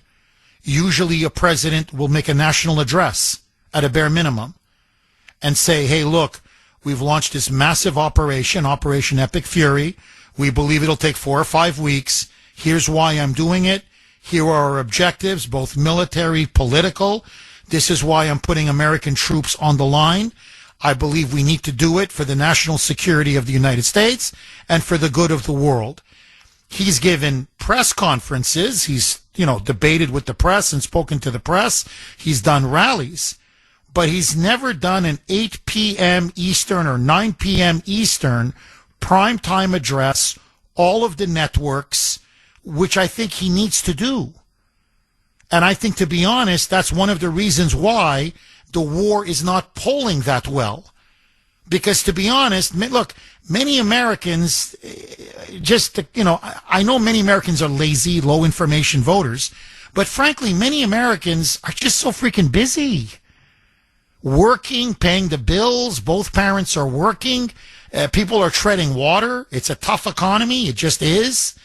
So, inflation is high. So, they need to hear from the president, not from the nightly news, because the nightly news is spinning everything against him. They're rooting for him to lose. So every news is bad news when you look at the nightly news. So I've always thought that was a strategic messaging communications mistake. I thought the second mistake, he should have, and I know he said comments to the Iranian people, but I mean a 5, 10-minute, 15-minute package, maybe with a translator or with subtitles in Farsi, okay, at the bottom. And I would say leave Bibi out because they just don't like the Israelis. They just don't. Okay? But America is a different story. And beam it through the internet, on social media, however you can get it done, and explain to them, listen, I know we're bombing you. And you're saying to yourselves, buildings are being destroyed, there's collateral damage, civilians are being killed, some of these oil refineries, which is the lifeblood of your nation, is going up in smoke. And some of you are angry because you're saying, hey, you're destroying our natural resources. You're killing our children. That's not our intent. We are not at war with you, the Iranian people, but with the regime that has oppressed you for 47 years. We are with you, the Iranian people. We want you to rise up. We want you to overthrow these barbaric, medieval, crazed mullahs once and for all. And I extend my hand to all of you. I give you the word of the President of the United States that if you overthrow the mullahs, we will do everything in our power to support you militarily, economically, logistically, intelligence, whatever it takes. And if you overthrow them and become a normal country, we will never determine your internal politics. You decide which government you want, who your leaders are. You decide, not us. But if you become a normal country, a stable, normal country, then we will open up everything for you. You'll be welcomed again into the world community. Everybody will trade. We will lift all sanctions. The oil will flow again from Iran, and your coffers will be filled. And you will rebuild your country and join the modern world. He's got to do that. See, that was the one thing Reagan was brilliant at.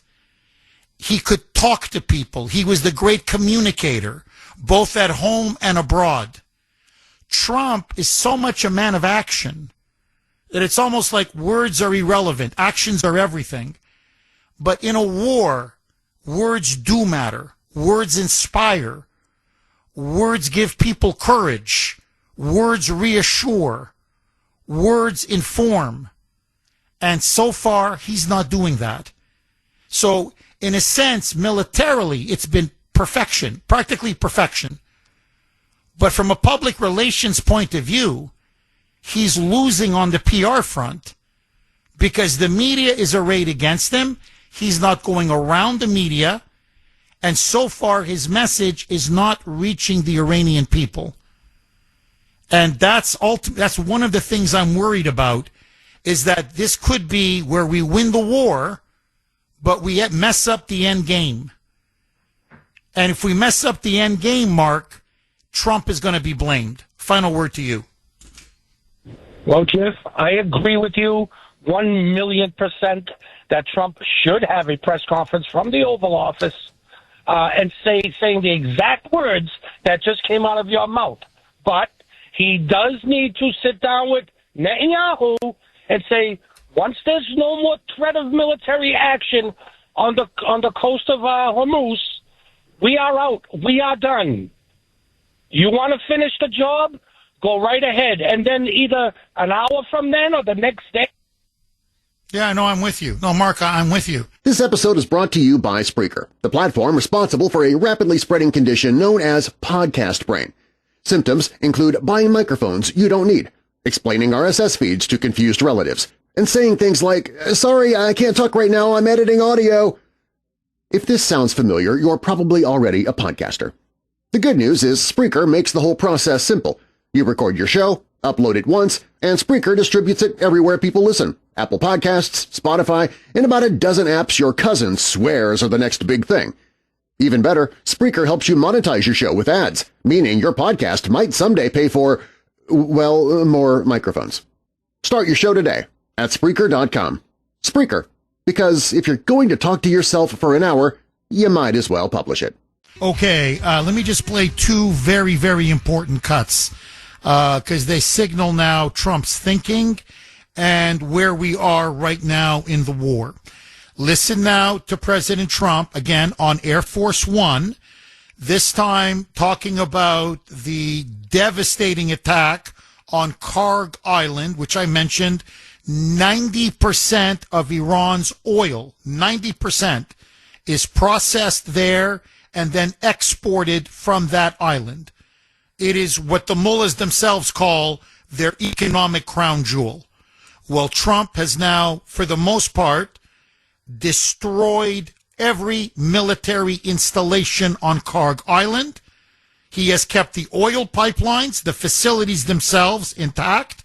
He could have destroyed them. He doesn't want to destroy them because that would just absolutely savage the Iranian economy for a generation. I mean, you can't export your oil for a country like Iran, you're finished. I mean, economically, it would cut them off at the knees. It would strangle them. And Trump doesn't want to do that because then the Iranian people will say, whoa, whoa, whoa, whoa. This is going to lead to our perpetual poverty and misery. We don't have oil. We can't function. We can't live. So Trump doesn't want to do it. But listen to him saying Karg Island has been effectively disarmed. You can't protect it. And we can destroy it at will. Back off the Strait of Hormuz if you know what's good for you. Roll cut 1B, Mike. Militarily, it's been amazing. We attacked Karg Island, and it was left just the one little area standing, and the standing part is where they have the pipes, all the oil pipes come in. And we can do that on 5 minutes notice. We have it all locked and loaded and ready to go if we want to do it. But we chose not to do it. I chose not to do it yet. We'll see what happens. Now notice, yet. Now that's a threat. I'm not saying this in a bad way. I'm just saying it's a threat. He's telling the mullahs, it's all psychological warfare now. He's telling them and the Iranian people. He's saying, guys, if you don't want to lose Karg, A, unblock the Strait of Hormuz, and maybe wink, wink, overthrow the mullahs. But at a bare minimum, you better not stop mining the Strait of Hormuz. Because I'm telling you, I could blow up, as he put it, I can blow it up in 5 minutes. And then you guys have nothing. I mean, nothing. You have no economy. You're done. Now, Trump was on Fox Radio, and he was asked, the economy is taking a blow. You know it. Everybody knows it. Inflation is going way back up. Oil prices through the roof, especially at the pump. People are complaining. You promised low gas prices. They're high. I know it's temporary, but still, they're high. The economy is going to hang over you as we go into the midterms. Trump says, don't worry. The economy is going to bounce back. To which then he's asked, well, when will this war be over? What is it for you? What objective needs to be achieved for you to say, okay, we're done, we've won, and we're coming home? Listen to the president's answer. Roll cut 2A, Mike. When it's over, and I don't think it's going to be long, when it's over, this is going to bounce right back so fast. When are you going to know when it's over? When I feel it. Okay. I feel it in my bones. So basically, he's saying instincts. He's going to rely ultimately on his instincts when he senses. It's part just not knowing that when your enemy is defeated and when you've won. But I think the big question is, how far can I push the Ayatollahs? And ultimately, and he still wants to give himself as much breathing room as possible, but is there anybody anywhere that can be a viable heir, or viable successor, that put forth a stable government that will have enough national appeal, enough national popularity, that will enable that government to be a transition government for eventual parliamentary democratic elections? In other words, is there an alternative? And so far, politically, he doesn't see it. Now, he's going to wait and wait and wait till as long as he can. But I think he's going to say to himself, look, if they got to stay intact, they can stay intact, but they'll have nothing. By the time I'm done, I mean, they will have no military, no nuclear program, and they cannot threaten their neighbors for at least a generation. So, and then we just leave. So I think he's basically saying, I want to see, are they going to put unconditional surrender on the table? If the mullahs come back and say unconditional surrender, that's when I know to call it quits, that I've won. If not, then we have to look at other options. 617-266-6868. Agree, disagree. Let's go to Dave, our Western PA constitutionalist correspondent in the Pittsburgh area, out in Pennsylvania. Dave, thanks for holding and welcome. Jeff, how you doing, bud? How you doing, Jeff? Good morning. Very good. Very good. How are you, Dave? Good, Jeff. Hey, Jeff, I came across a Bible verse this morning, James 1:8. It says, a double-minded man is unstable in all their ways. Ditto Bill from Sudbury. The guy's brain dead, Jeff. And that's coming from the Word of God, buddy, so I think Bill needs to smarten up. Well, Bill's a moonbat, so, yeah. After a while, what can you do? You can lead a camel to water. You just can't make the camel drink the water. You know what I'm saying, Dave? But anyway, Dave, you're advising the president. What would be your advice to him right now? What I would do, Jeff, I would blow away all those mines in the water in the Straits of Hormuz, and I would use Navy ships, maybe like an LST, a couple amphibious ships to guide the ships through the Straits of Hormuz, Jeff. I've been through the Straits of Hormuz twice, and, it's a very, very small, it's like the Strait of Gibraltar, Jeff, when you went to Europe from the Atlantic Ocean into the Mediterranean Sea. Very small, a lot of shipping area, a lot of channel. It needs to be opened up, Jeff, where, the gas prices, again, they're going to go up. And as far as to the liberal left, you moonbats were constraining the gas because of the green crap. We know that, Jeff. But another argument for another day, Jeff. But here's the point. You blow up that minefield in the water in the Straits of Hormuz, and we'll be fine, Jeff. We'll tell the Ayatollahs, you just do it. We'll just keep shooting you like fish in the barrel, Jeff. That's a good analogy. Dave, would you support ground troops for regime change? No, sir. We talked about that last week. No, I don't support that. I believe that the CIA and the Mossad can, like you said, win the hearts and minds of the Iranian people and say, look, we'll arm them through that. Maybe not the Kurds, Jeff, but the Iranian people, because they know they've suffered under this regime. The Persians are good people, Jeff. Besides, I want to, Jeff, on a personal level, Persian rugs are beautiful, Jeff. And I want to see Aladdin come out of the lamp again. I want to rub it and get 3 wishes, Jeff. My 3 wishes would be wipe out the Ayatollahs, take out any of the Islamic fundamentalists in the Middle East, and let peace reign, and let us, God bless our country. And that would be my 3 wishes, Jeff. But God's already supreme, so. Dave, as always, thank you for that call, my friend. 617-26. God bless you. 617-266-6868. CJ in Boston. Thanks for holding, CJ, and welcome. Jeff, you mentioned earlier that a wounded animal is more dangerous than an animal that isn't wounded. And here Trump wants to wound this animal, let him go. 1 year, 10 years, 1 generation, 2 generations is not enough time for these people to be nullified as far as their nuclear ambitions are concerned. I mean, let's take a look what Trump has done here. Trump and the people around him, they are genius when it comes to military strategy.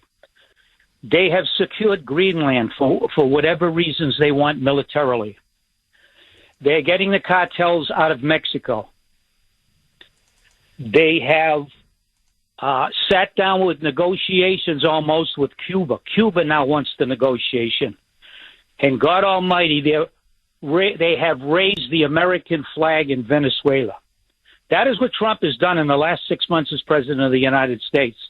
And all these people are worrying about is gas going up 60, 70, or even $1 a gallon. You know, proud Americans who stand by their president and who care about the defense of their country aren't worried about the cost of gas. Of course, people need to pay it, but there are some sacrifices that have to be made when you go to war, such as they've done during the Second World War.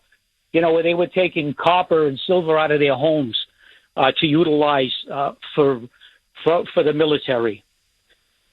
I think what he's going to do right now, he has a Marine amphibious unit that is going to go to that island. I believe they're going to secure that island and take over that island. That's what they're going to do. He's going to get the international group to go into the Strait of Hormuz to clear it and to make sure that the oil passes freely. Let's not forget that this is the country that this is hurting is China. China gets 90% of their oil from Iran. And if their factories cannot operate, let's face it, there's going to be a lot of dissension in China. That's what's going on right now. China is the one that is hurting right now. But we have to stand by our president. We have to stand by our country. And the mainstream media is not helping. He needs to go on television to explain to people exactly what's going on. You cannot wish or have feelings or think you know when a war is going to be over. As we have found out so many times. A fellow veteran, Russ, called in earlier, and he mentioned that about Vietnam. We left in 1973. We left the South Vietnamese there alone. We were dumping our tanks and equipment off of aircraft carriers. We no longer gave them munitions. We did not give them the armament that they needed, although they had a willingness to win. And that is why the United States of America loses so many conflicts. It's because of our unwillingness to win. It is because the mainstream media has gone out and just bashed everything that we have tried to do to protect our country. And, you know, they're doing it right now. They're doing it right now by not financing the TSA. The TSA at the airports right now, record numbers of TSA agents are leaving. They've quit their jobs.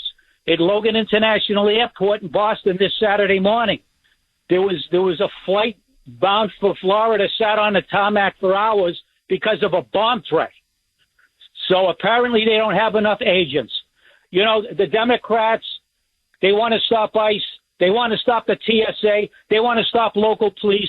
They want to stop everything that protects our country, including, actually calling out, for the loss of this war. Recently, the head of the FCC, Brendan Carr, has made a statement about pulling licenses from these networks. And what he should do is start with CNN. But just let me say this. Do you want to end this war quickly?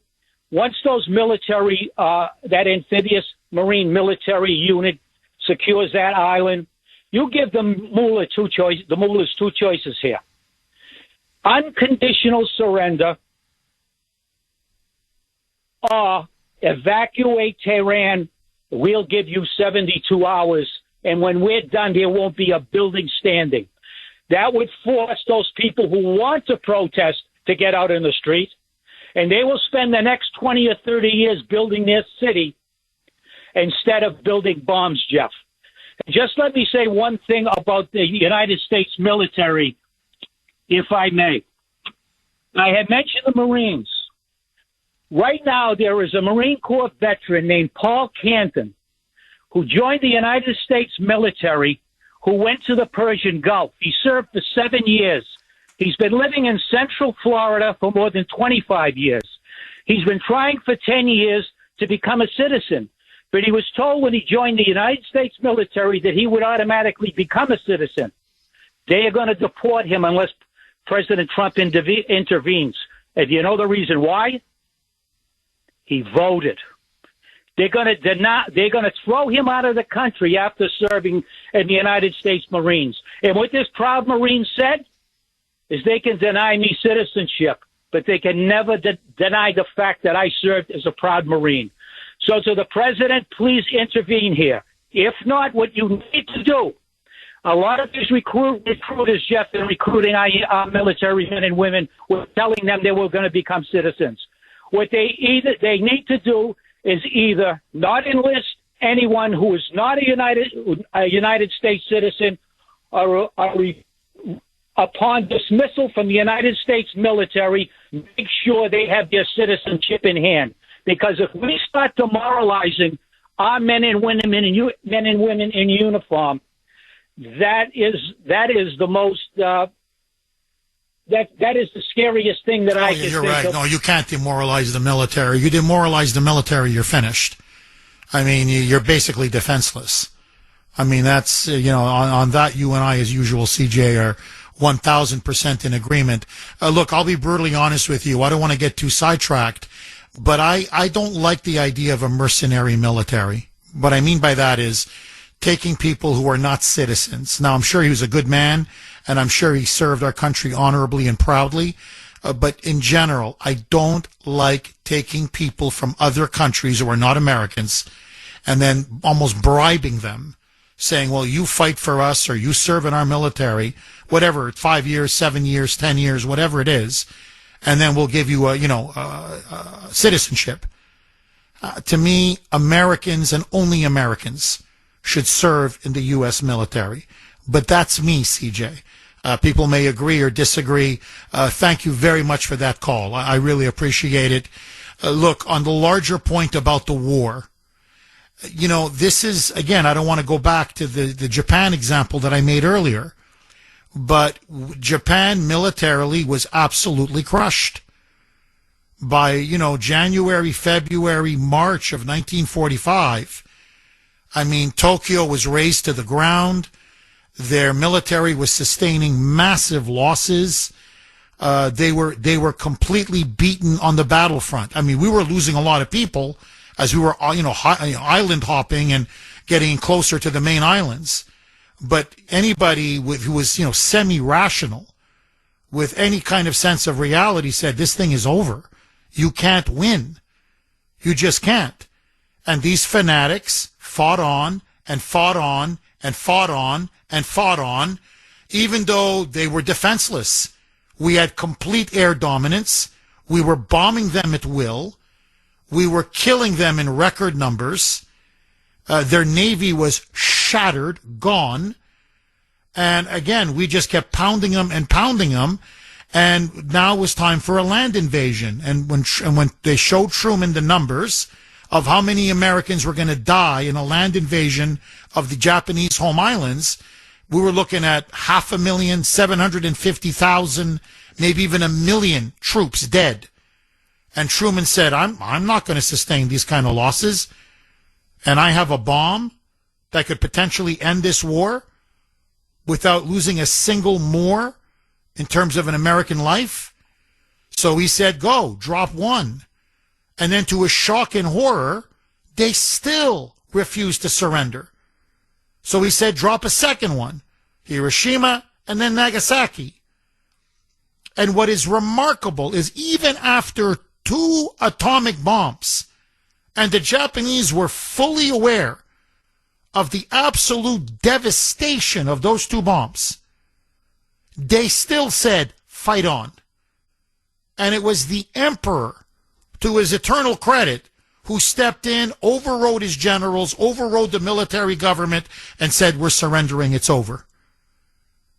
And to show you the level of fanaticism, they felt such shame and dishonor at losing the war that many of them committed harikiri. You know, they were like a samurai. They put on a samurai robe. They took out their swords and they, through the stomach, the intestines, and you disembowel yourself. So they committed there were mass suicides across Japan. So what I'm saying is that Trump is coming up not against a rational opponent, but a fanatical opponent, like, the Japanese, the Imperial Japanese, the fascist Japanese of World War II. Militarily, you're beaten. It's almost like Truman would say, well, what is there left to bomb? And now we're just bombing cities. Now it's just civilians. That's all it is. Militarily, they're done. Any normal, sane army would say, okay, we're just what it is now is you're just losing people. You're just inflicting loss upon loss upon loss upon loss. It's senseless. It's suicidal. And the mullahs are at that point where they're just going to say, just keep bombing. Just bomb. We don't care. Bomb, bomb, bomb. And kill civilians? We don't care. Destroy more of Tehran? We don't care. Destroy more of our other cities? We don't care. As long as we can keep mining and blocking the Strait of Hormuz, and eventually we'll just wait you out. And then we'll claim a victory, a moral victory. We took everything they had, and we're still standing. And they believe that that's enough for them. The prestige of withstanding this punishment, they believe is enough for them to declare victory. But in the end, what have they won? Nothing. Their country's in rubble. Their military, their nuclear program, their air defenses, their army, their navy, their air force, it's ash. But that's the kind of leadership you have in place. 617-266-6868 is the number. Mike in Winchendon. Thanks for holding, Mike, and welcome.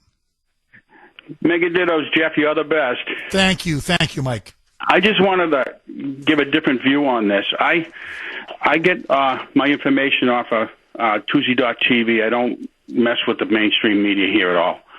And people have a confused idea about the difference between the IRGC, the Quds forces, and the Iranian army. The three completely different things. The Quds forces are the strong arm that are out in the streets shooting people. And right now, they go out and Reapers are getting them. They're setting up roadblocks and the Reapers are blowing them up, okay? You've got the mullahs and you've got the IRGC people hiding in schools and hiding in hospitals. And insofar as the Crown Prince goes, I think he's a little bit more popular than what most people think. He's been actively talking to the Iranian people through speeches. He's reached out to the different groups that are there, explaining to them about how they were abused in the past and how he and the government that they have in exile have a 100-day plan to come in and get some stability, and then he has no interest in, reforming the monarchy. What he wants is an open election so that the Iranian people can choose the kind of government that they want. And in my mind, I think right now he's talking to the military because there's people right now, and on some of the stuff I'm seeing, there's soldiers that are coming out. They're saying the commanders of the military are abandoning their posts and they're joining up with the civilians. Now, he has the Crown Prince has told the people, stay inside until I tell you to come out. And I think he's working with the military, and I think this thing is going to go, with the Iranian military stepping up, and I think they're going to go after these guys and get them. That's what I think is going to happen. And I don't think troops on the ground are an option. Well, Mike, I hope you're right. Look, I've said this before and I'll say it again. If I was living in Iran,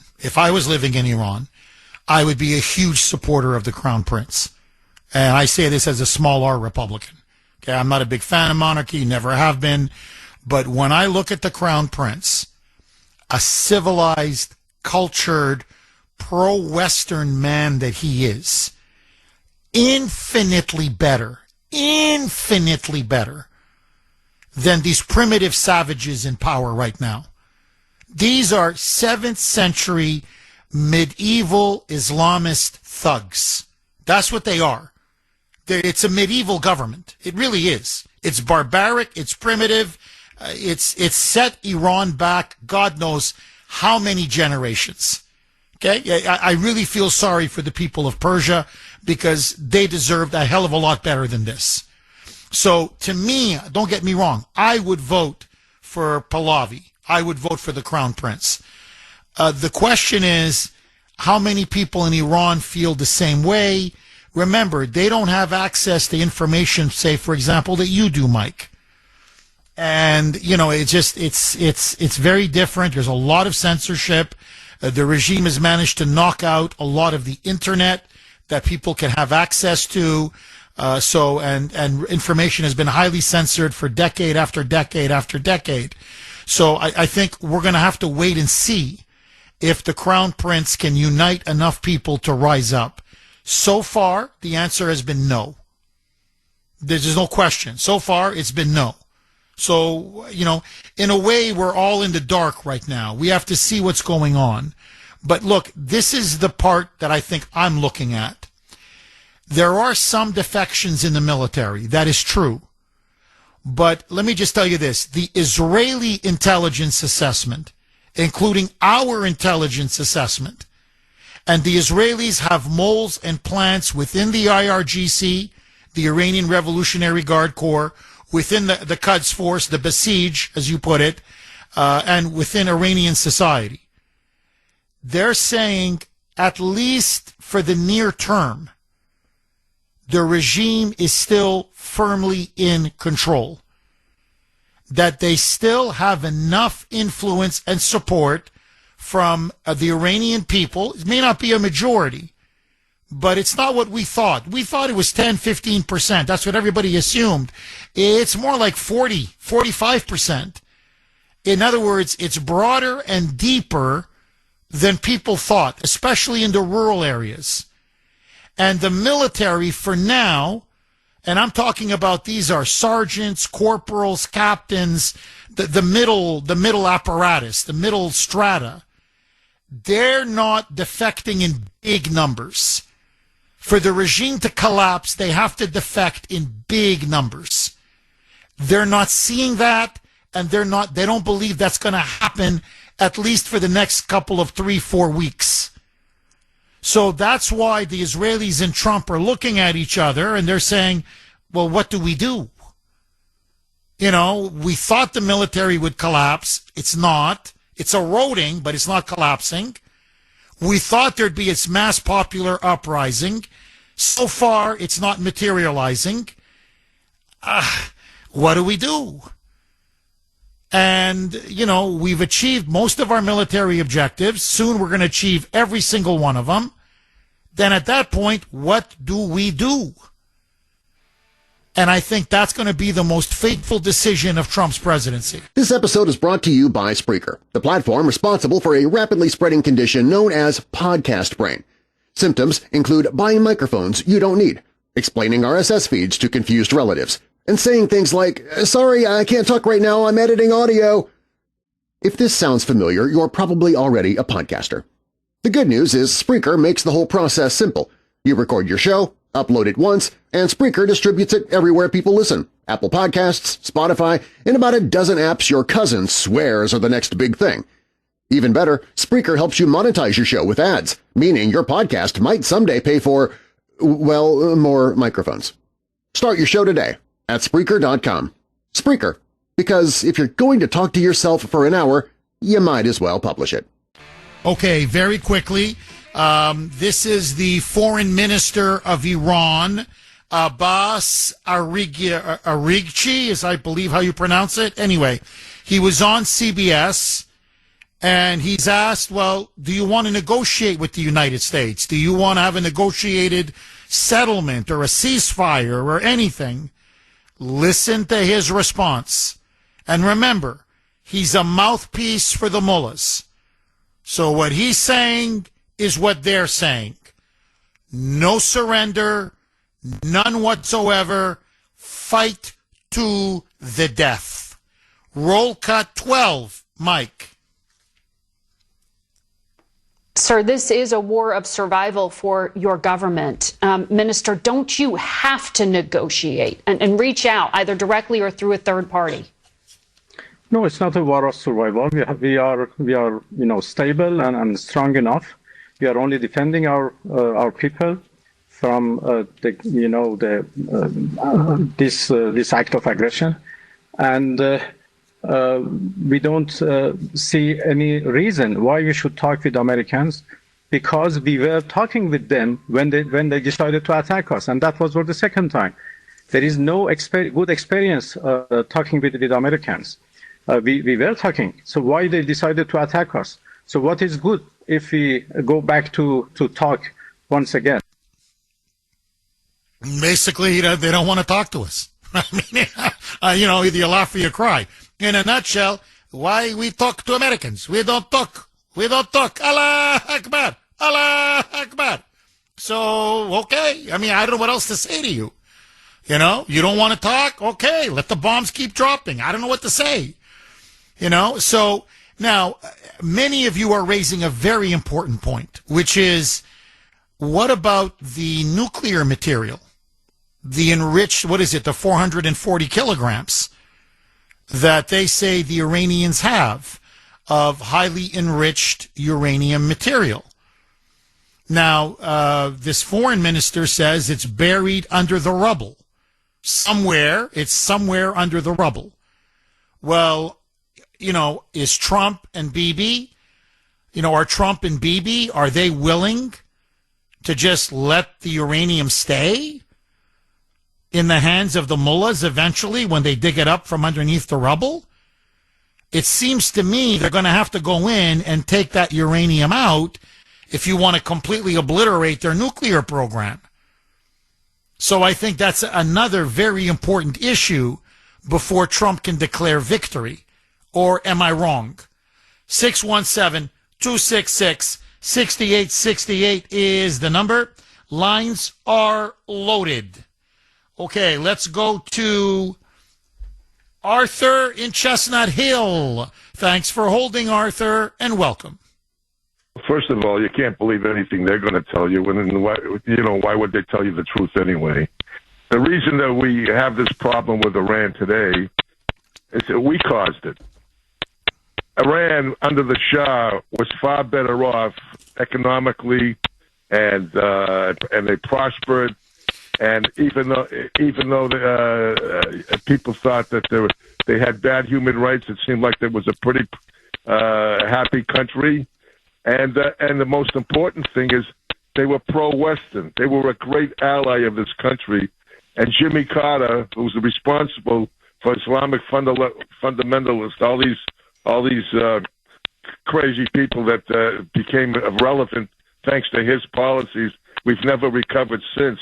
And there's no way in the world that we can leave these mullahs in charge. They have to be gone. They have to be out of there. And I believe that the Crown Prince should come back. When it was Persia, throughout the history of the country, which goes back a lot further than this country, there were always royal families, and they were always great families. And the Shah got a little greedy. He gave a big party, and they say that kind of caused people to get upset. But leave that by the side. Trump needs to stop talking to the press every day, because it doesn't go anywhere.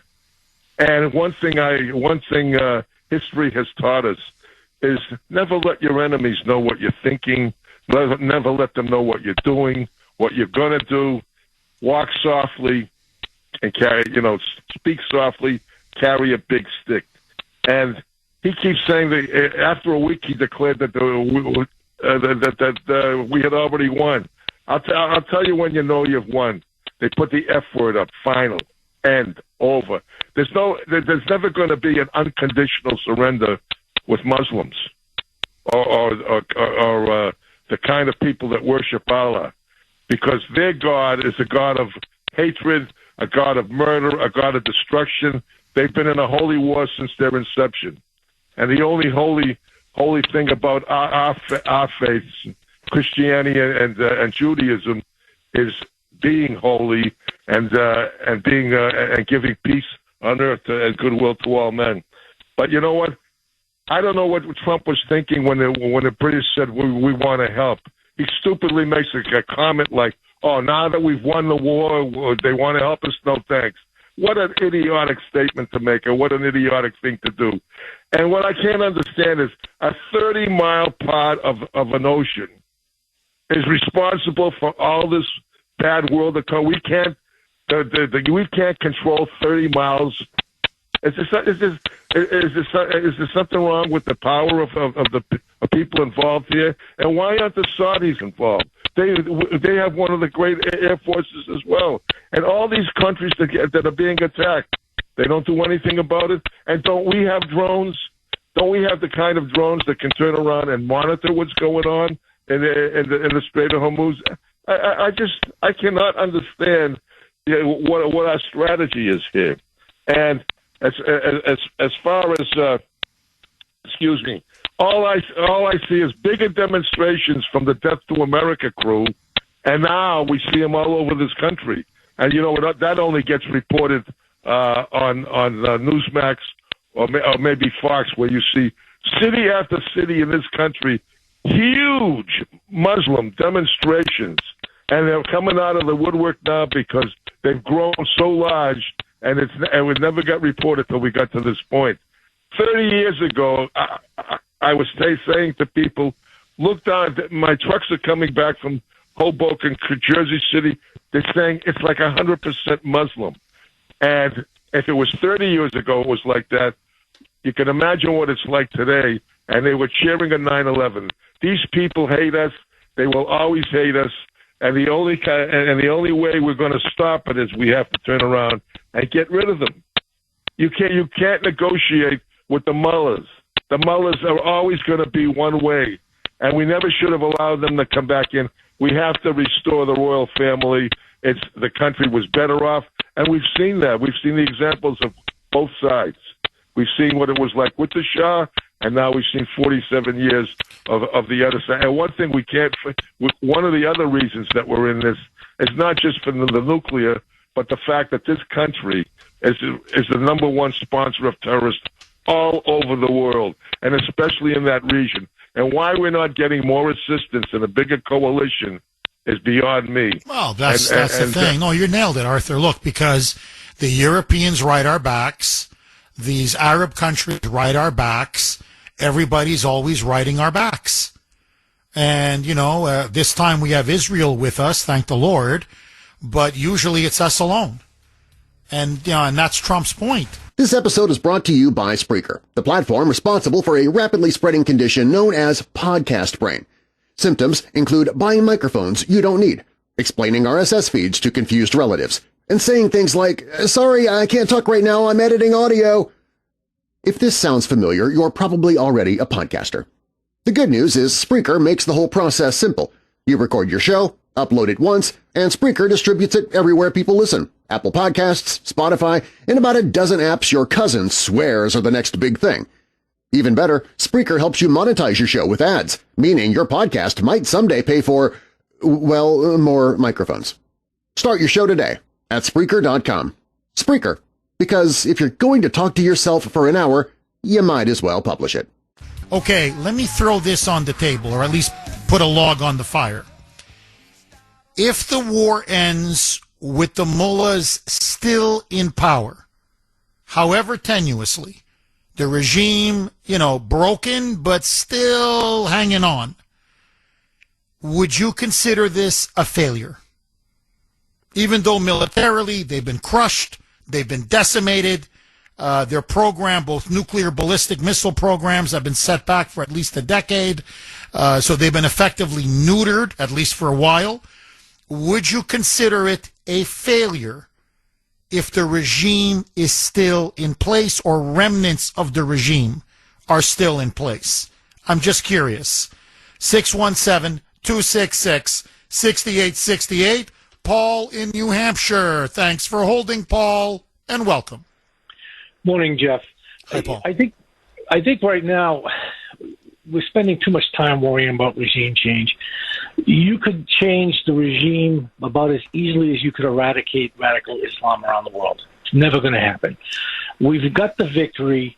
What we really need to do is focus on the existential threat to America, which is losing the election in the fall.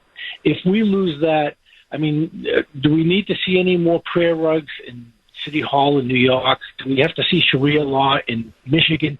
If we lose this election, Jeff, who cares about a few nukes? I mean, really, we will open the floodgates. It'll be Joey Part 2, and we're done. It's like having a leak in your ceiling and bad wiring. What do you fix first? The house burned down or a little leak?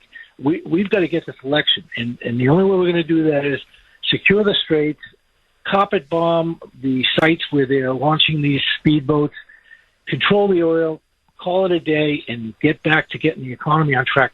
Because the low information voters are not going to show up, and we're going to lose the election. And if that happens, Jeff, a few nukes in Iran don't scare me, but the Islamists coming back to power in the Democratic Party, and they're growing. I mean, remember, Iran can never have a nuke. I've got a new phrase: the Democrats can never have another nuke. And by that, I mean if they come to power. What do you think? Well, if they come to power, we're finished. I mean, I'm just being brutally honest. When you have, the Bills in Sudbury and the Chris's in Gloucester, and these are hardcore communists, you have them take over a major political party. We had them control a president completely. The radical left had Joe Biden in their back pocket.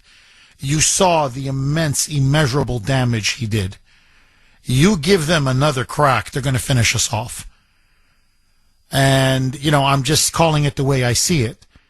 And that's why I want Trump to be focused on domestic issues, on winning the midterms, on driving down the price of gas, of inflation, of getting the economy turned around, on deportations, on the SAVE Act, on cleaning up these stolen elections and this voter fraud. Because you're right. Worst case scenario, the mullahs get the bomb. We can bomb Iran into the Stone Age. I mean, I don't want to do that, but I'm just saying we can. Okay, it'll be very ugly, a lot of casualties. I don't want to do it. But what I'm saying is we can, believe it or not, even Iran with the bomb, we can hit them so hard with such devastating, overwhelming power that it may mean millions dead, but they're gone. The Democrats take back power, we're going to crumble and collapse from within. And to be honest, what's starting to come out is that's really the Iranian mullahs' ultimate strategy. Their ultimate strategy is, if you can believe it, their secret weapon are the Democrats. Their strategy is hold on, just keep the war going, keep the bombs dropping, it doesn't matter how many people die, keep oil prices high, keep the global economy now stalled, maybe try to create stagflation here in the United States, low economic growth, high inflation, so Trump gets wiped out in the midterms, and then the Democrats come back to power, which means Obama comes back to power. And who empowered and enabled the mullahs more than the dear leader?